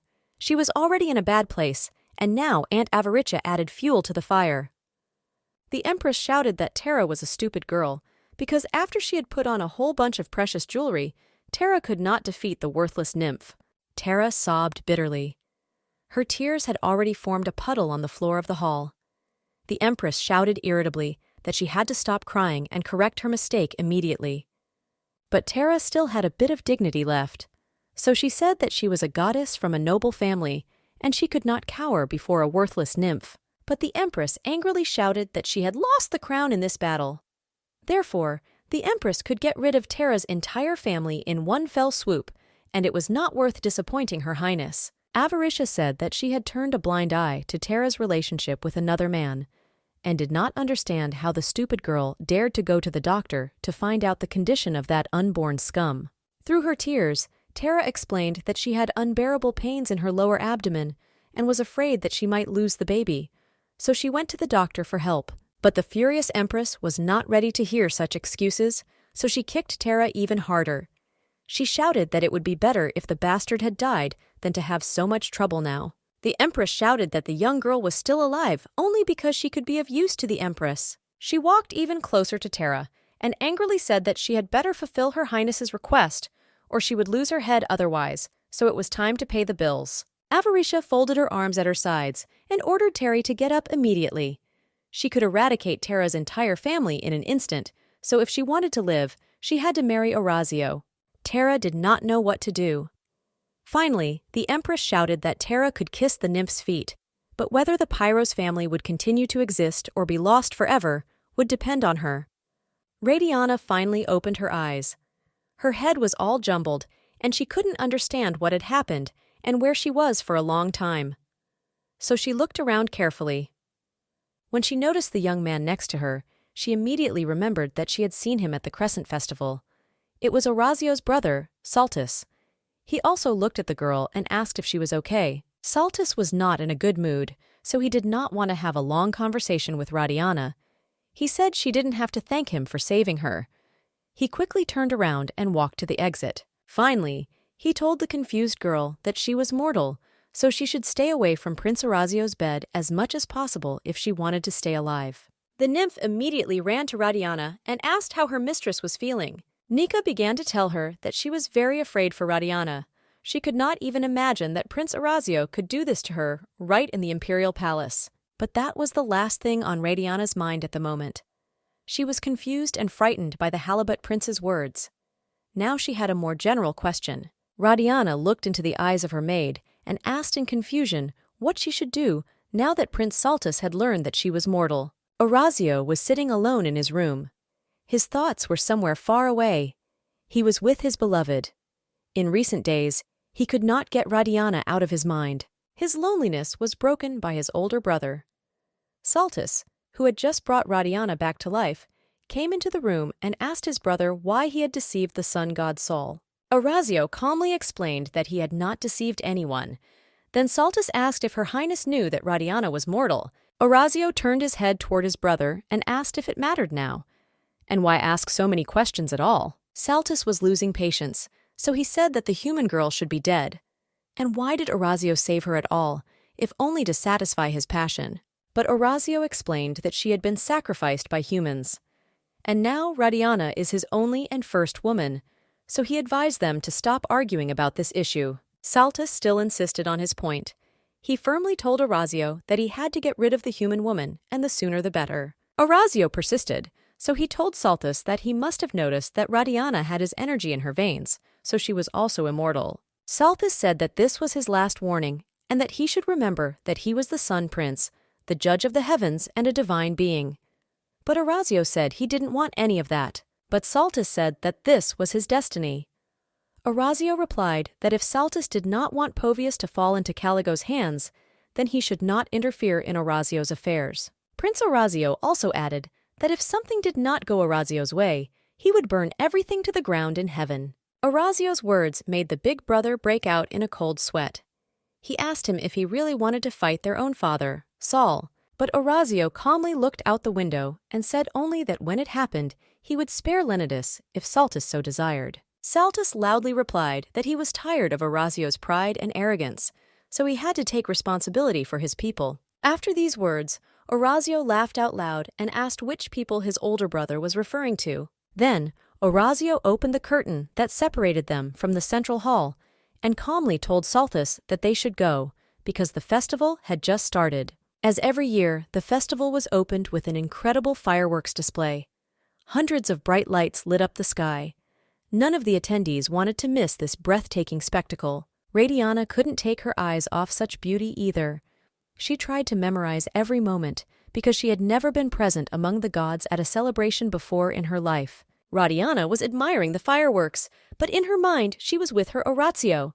She was brought back to reality by the loud voice of her maid calling out to her. When Radiana turned her head, she saw Nika carrying a huge glass of some kind of drink. As soon as the nymph drew it closer, she explained to Radiana that it was nectar, the drink of the gods. Radiana looked at the red-colored drink and asked what it was called. She had never even heard of it. Radiana looked into the cup and told her maid that perhaps she should not drink it. The nymph only replied sadly that Lady Radiana should not behave like that. The upset nymph explained that they had a tradition that if the mistress did not take the first sip, she would not have the right to taste the drink of the gods, and she wanted to. The nymph offered to give Radiana just one glass. The young girl timidly took a sip of the strange drink. The tart, sweet taste of the drink pampered Radiana's taste buds. The nymph could hardly wait for Radiana to start drinking the drink of the gods, and immediately began to taste it herself. Nika even closed her eyes to better taste this miracle. The drink flowed like a hot stream all over the nymph's body. She was delighted to say that she had never tasted anything like it. Her mood immediately improved several times. The happy girls discussed the flavor of the amazing drink and decided that they should try another glass, because after one they could not taste it. The valet was pacing from side to side and nervously going through his options for talking to Radiana. He didn't know how to ask if she was all right, if it was clear to a fool that she was not. The valet blamed Prince Orazio for the way he had treated the poor girl. Gino clutched a green plant in his hand and could not dare to enter the girl's room. But then the valet heard a woman laughing loudly. He was seriously afraid that Lady Radiana had lost her mind. The valet immediately decided to see what had happened to the young girl. He ran to the door of the room and quickly opened it. But when he went inside, the valet's eyes stopped on an empty bowl. On the walls of the bowl were the remnants of a red drink. The nymph and Lady Radiana were sitting on both sides of the bowl. They were laughing merrily at all sorts of silly jokes. A red blush was visible on the cheeks of both girls. The nymph was the first to notice the valet. She greeted Gino cheerfully. The nymph decided to approach the valet, but her gait was not very steady. Nevertheless, the nymph made it to the valet and told him that their little valet seemed to have grown a little. She also invited him to join their fun. The valet guessed that the nymph was drunk and decided to see with his own eyes what the girls were drinking. He ran over to the empty cup and asked the girls what was in it. When Gino leaned over the bowl, he smelled a familiar aroma. He immediately realized that it was nectar, and they drank it all. And this amount is enough to make a deity fall off his feet. Lady Radiana noticed that the valet had not come empty-handed and asked him what he had really forgotten and brought her the papyrus. The valet handed the papyrus to Radiana, and she began to look at it with amusement. She looked at the papyrus and laughed. The young girl kept saying that she could not believe it. The confused valet looked at Lady Radiana, who was quite drunk. He did not know what to do with drunken girls. He had never faced such a test before. While the valet was looking at Radiana and deciding what to do next, the nymph had already fallen off her feet and was lying on the floor of their room. Suddenly, the valet felt the presence of His Highness. He was so happy that Orazio could read minds that he decided to call him for help right away. The valet immediately decided to explain what had happened because he did not expect the girls to explain adequately. Gino told the prince that he was very glad to see him. Tara was sitting on the floor of her room crying and could not recover from the fiasco. The Empress's words that the fate of the family was in her hands rang in her head like bells. While everyone was having fun at the festival and admiring the incredible fireworks, Tara thought only that whether the Pyros family would continue to exist now depended only on her and that damn nymph. Meanwhile, the Empress was in her chambers. She also decided to rest and think carefully about the situation that had developed after Radiana's appearance in Orazio's life. But while she had not yet found a solution to this problem, the Empress decided to get rid of unnecessary witnesses who knew too much. So she called her guards and ordered them to kill all the nymphs present. The bloodthirsty Avaricia did not even blink while the guards killed the unfortunate nymphs. She continued to enjoy her dinner, and meanwhile the whole room was covered with the blood of the nymphs, who begged for help. The Empress was furious that the arrogant Orazio dared to challenge her, Empress Povius. She also decided that she needed a stronger rhinum because the prince's power had grown. Her thoughts were disturbed by someone's presence. A vortex of blue appeared in the room, and the frightened Empress turned her head in its direction. When the blue vortex appeared before Avaritia's eyes, she asked him who he was. And when he spoke to Her Highness and called her mother, she realized that Caligo had come. The Empress was happy to hear the voice of her own son and asked how he was doing. Caligo replied that he was doing well and that he had a chance to get to her unnoticed.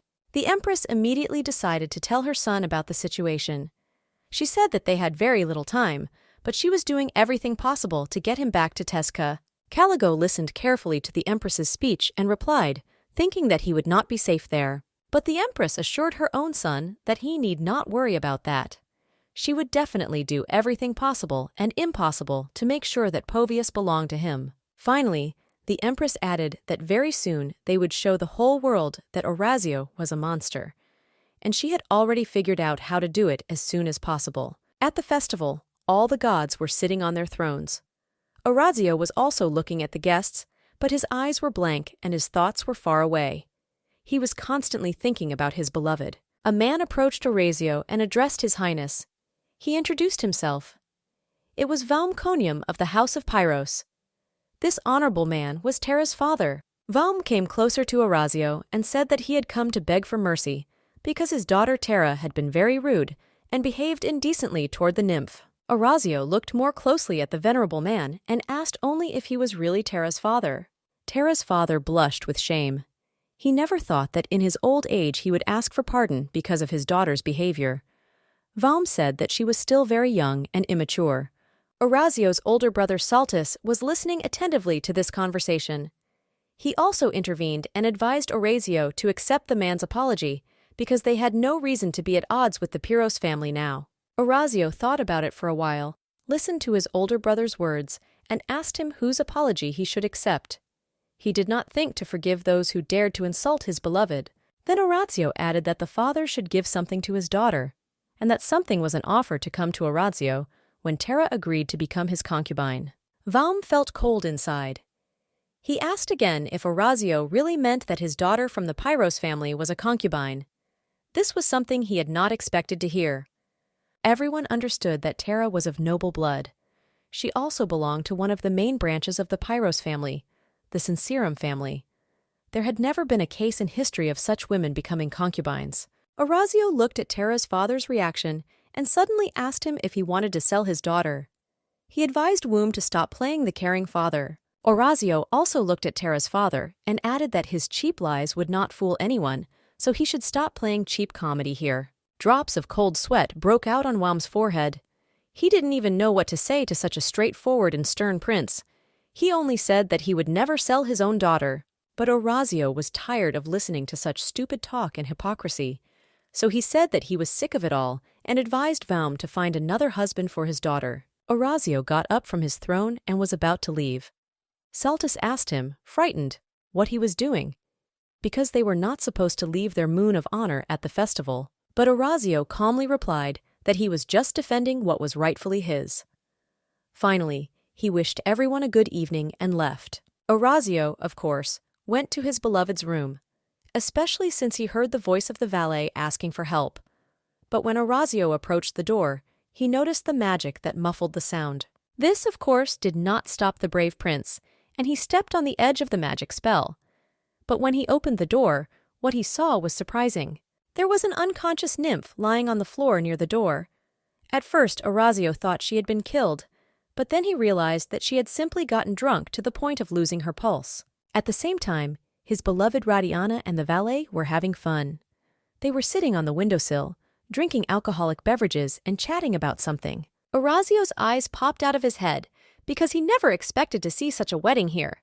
He shouted his bride's name loudly. At the same time, Radiana turned to the prince. She had a red blush on her face, which clearly indicated that she was drunk. Her eyes were looking in different directions. She shouted joyfully that at last His Highness had come to them. Orazio, on the other hand, was not happy with what he saw. The young girl immediately decided to get closer to the prince. When she began to approach, Orazio said that he was not in the mood for drunken chatter, so he should wait to talk. But Radiana replied that she was the most sober of all the sober. When Radiana approached her prince, something happened to her coordination and she lost her balance and fell on Orazio's shoulder. She bumped her cheek painfully against His Highness. Radiana rubbed her cheek with her hand and said that she now had another bruise, right where the previous one had been. But it didn't hurt, and she even had a smile on her face. Then the drunken Radiana looked into her fiancé's eyes and said that she liked Orazio very much and that she could not do anything about it. Of course, her brain didn't want to say that, but her drunken tongue did. Orazio immediately softened because she had never told the prince how she felt. He went over to her and hugged her gently and said that of course she did. Then he looked into her eyes and asked her to tell him what else she wanted. He was ready to listen to her drunken chatter for ages because it was like a healing balm on his heart. His hands reached for her golden hair and buried themselves in it. He could smell her again, and his whole body was filled with sensations. An unbearable desire to hug her tightly played in his blood. He took her in his arms. Her heart was beating fast, and he could feel every beat of her heart. His lips leaned over her ear, and he whispered to her to keep talking and tell him more.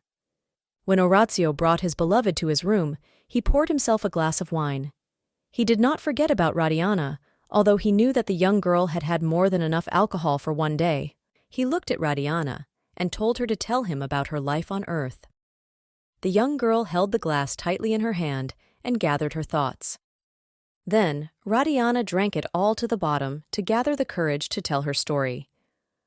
While she was silent, Orazio looked at her carefully and said that the story was not very interesting so far. He wanted to understand her way of thinking and to understand the girl more. She meanwhile decided to start her story and said that the slave master beat her whenever he wanted. Radiana closed her eyes and remembered all the horrors that had happened to her in the past. Her skin felt cold, because those beatings happened every day.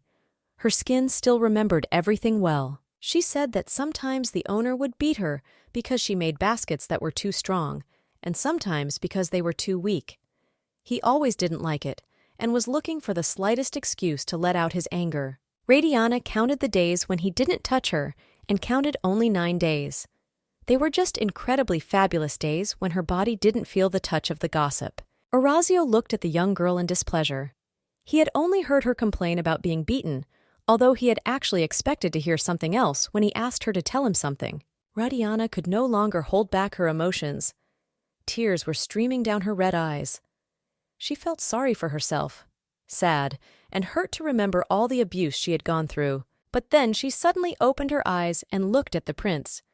She shouted loudly in the prince's face why he had not saved her. Orazio's glass almost fell out of his hand. He was simply shocked by his beloved's claims, and asked her what she meant when she dared to make such a claim. She looked directly at him and continued that he was the sun god, but he was not there when Radiana needed to be saved. Why then did he appear when she wanted to die? She shouted right in his face that she was constantly calling the gods for help. Every day she begged for salvation, even when the monsters pushed her and cut her clothes. Then Radiana completely lost control of her emotions and punched Orazio's chest with her fist. She shouted, asking if he ever thought about the people who needed his help. She looked boldly at the prince and continued that probably at such moments he was too busy enjoying the prayers of greedy people. Radiana could no longer contain her anger and fell on Orazio's chest. She sobbed and said that he probably didn't care about the pain and suffering of the people who were begging for salvation. Orazio did not know what to say to Radiana's claims, so he just listened in silence to what the young girl wanted to tell him. Then he took her by the shoulders and put her in her place. He loudly told her to stop her hysteria because it was the alcohol that was doing all the talking for her. Radiana came to her senses and looked at Orazio. Tears were shining in her eyes. She looked at him and asked what he had done when he came into her life, when he appeared at the very moment when the young girl almost burned to death. And only the drunken valet and the nymph didn't care about the family showdown of the hot couple. They both slept peacefully after drinking alcohol and probably saw something pleasant in their dreams, but Radiana had no intention of stopping. She decided to dot the I's and cross the T's once and for all. So she didn't wait for Orazio to answer her. She told him that he had called her his thing and condemned her to eternal life. She was at the peak of her emotions, so she pointed her finger at Orazio and shouted loudly how he could call himself God after all that. But Orazio wasn't going to take any more of that attitude, so he quickly grabbed her hand and pulled her to him. He realized that she was just drunk, so he took extra courage. His head was already very close to his beloved. Radiana instantly melted, and there was no trace of her previous courage. He leaned over her and gently whispered what she wanted now. Radiana did not understand the question and asked him what he meant. Orazio patiently repeated what she wanted from him now. Radiana looked at the prince in surprise. He repeated once more that the girl should tell him her most cherished wish, and he would fulfill it. The surprised girl took her hand away from the prince and asked him sternly what good it would do him. She still had a lot to say to Orazio, but she wondered if she should do it right now. She said that Prince Orazio had made her immortal, even though she hadn't wanted it at all, and now his energy was flowing inside her body. But then, Radiana realized the full value of his words. She looked at him and asked him if he had lied to her, that he would do everything she asked right now. Orazio sat down in his chair and loudly announced to the whole room that the gods never lie, so she could ask for absolutely anything. Radiana's face showed that she was hesitant to tell the truth. At that moment, Orazio was going over in his head what his beloved would say. But Radiana gathered her courage, clenched her hands into fists, and shouted that what she wanted most in life was to be free. Tears flowed from her eyes again, and she asked why she could not have the freedom that others had. The girl fell to her knees in front of His Highness and continued to cry. She put her hands on his lap and begged him to fulfill her request, because otherwise she would wither and die. The crying Radiana also added that she did not want to be old forever. Orazio tried to reassure his beloved and said that she shouldn't worry about it, because it wouldn't happen. But Radiana couldn't stop shouting at the top of her lungs that she just wanted to enjoy life, and she was not satisfied with the role of a doll, so she asked him to fulfill her wishes. Orazio thought for a moment. He was very surprised by Radiana's wish. He did not understand why she asked for freedom. He could have given her the whole world, but she asked for some freedom. He thought that Radiana would wish for gold, land, or respect among other noble families. At the very least, he hoped to hear that Radiana would wish for revenge on those who had abused her for so long, or on those who had sent her to certain death in the first place. But his beloved did not care about all these values. She only wanted to be free. He looked at the crying Radiana, who was kneeling in front of him and begging for freedom. Orazio thought about it for a while and said that his beloved would certainly get what she asked for, because he had already promised her. Radiana stared at Orazio for several minutes in amazement. She could not believe what she had just heard. It was her most cherished dream. So she screamed with joy. Immediately her expression changed and she began to tell her prince what she planned to do as soon as she was free. She was going to go to the distant forests. Radiana planned to settle down where there were many trees. Then she would set up a small house and gather berries in a basket she would weave with her own hands. And every day in the afternoon she will go to the ocean. After all, its waters should give her a sense of freedom. In her dreams, Radiana often imagined this incredible sight so realistically that it seemed like she had been going on such walks for a long time. Radiana looked at the Horacio and added that the ocean she had seen was incredibly beautiful. Radiana fell on her knees to Horacio and hugged him gently. She was grateful to him for this gift, which she had never even dreamed of. Horacio quietly asked if he could just give her the ocean. He looked at his beloved and waited for an answer. But the girl said that she didn't want to own the waters. She just wanted to enjoy them peacefully in her free and quiet life. Horacio looked at his beloved Radiana and could not help but admire her beauty and purity. For the first time in his life, Horacio felt his mask crack into hundreds of small pieces.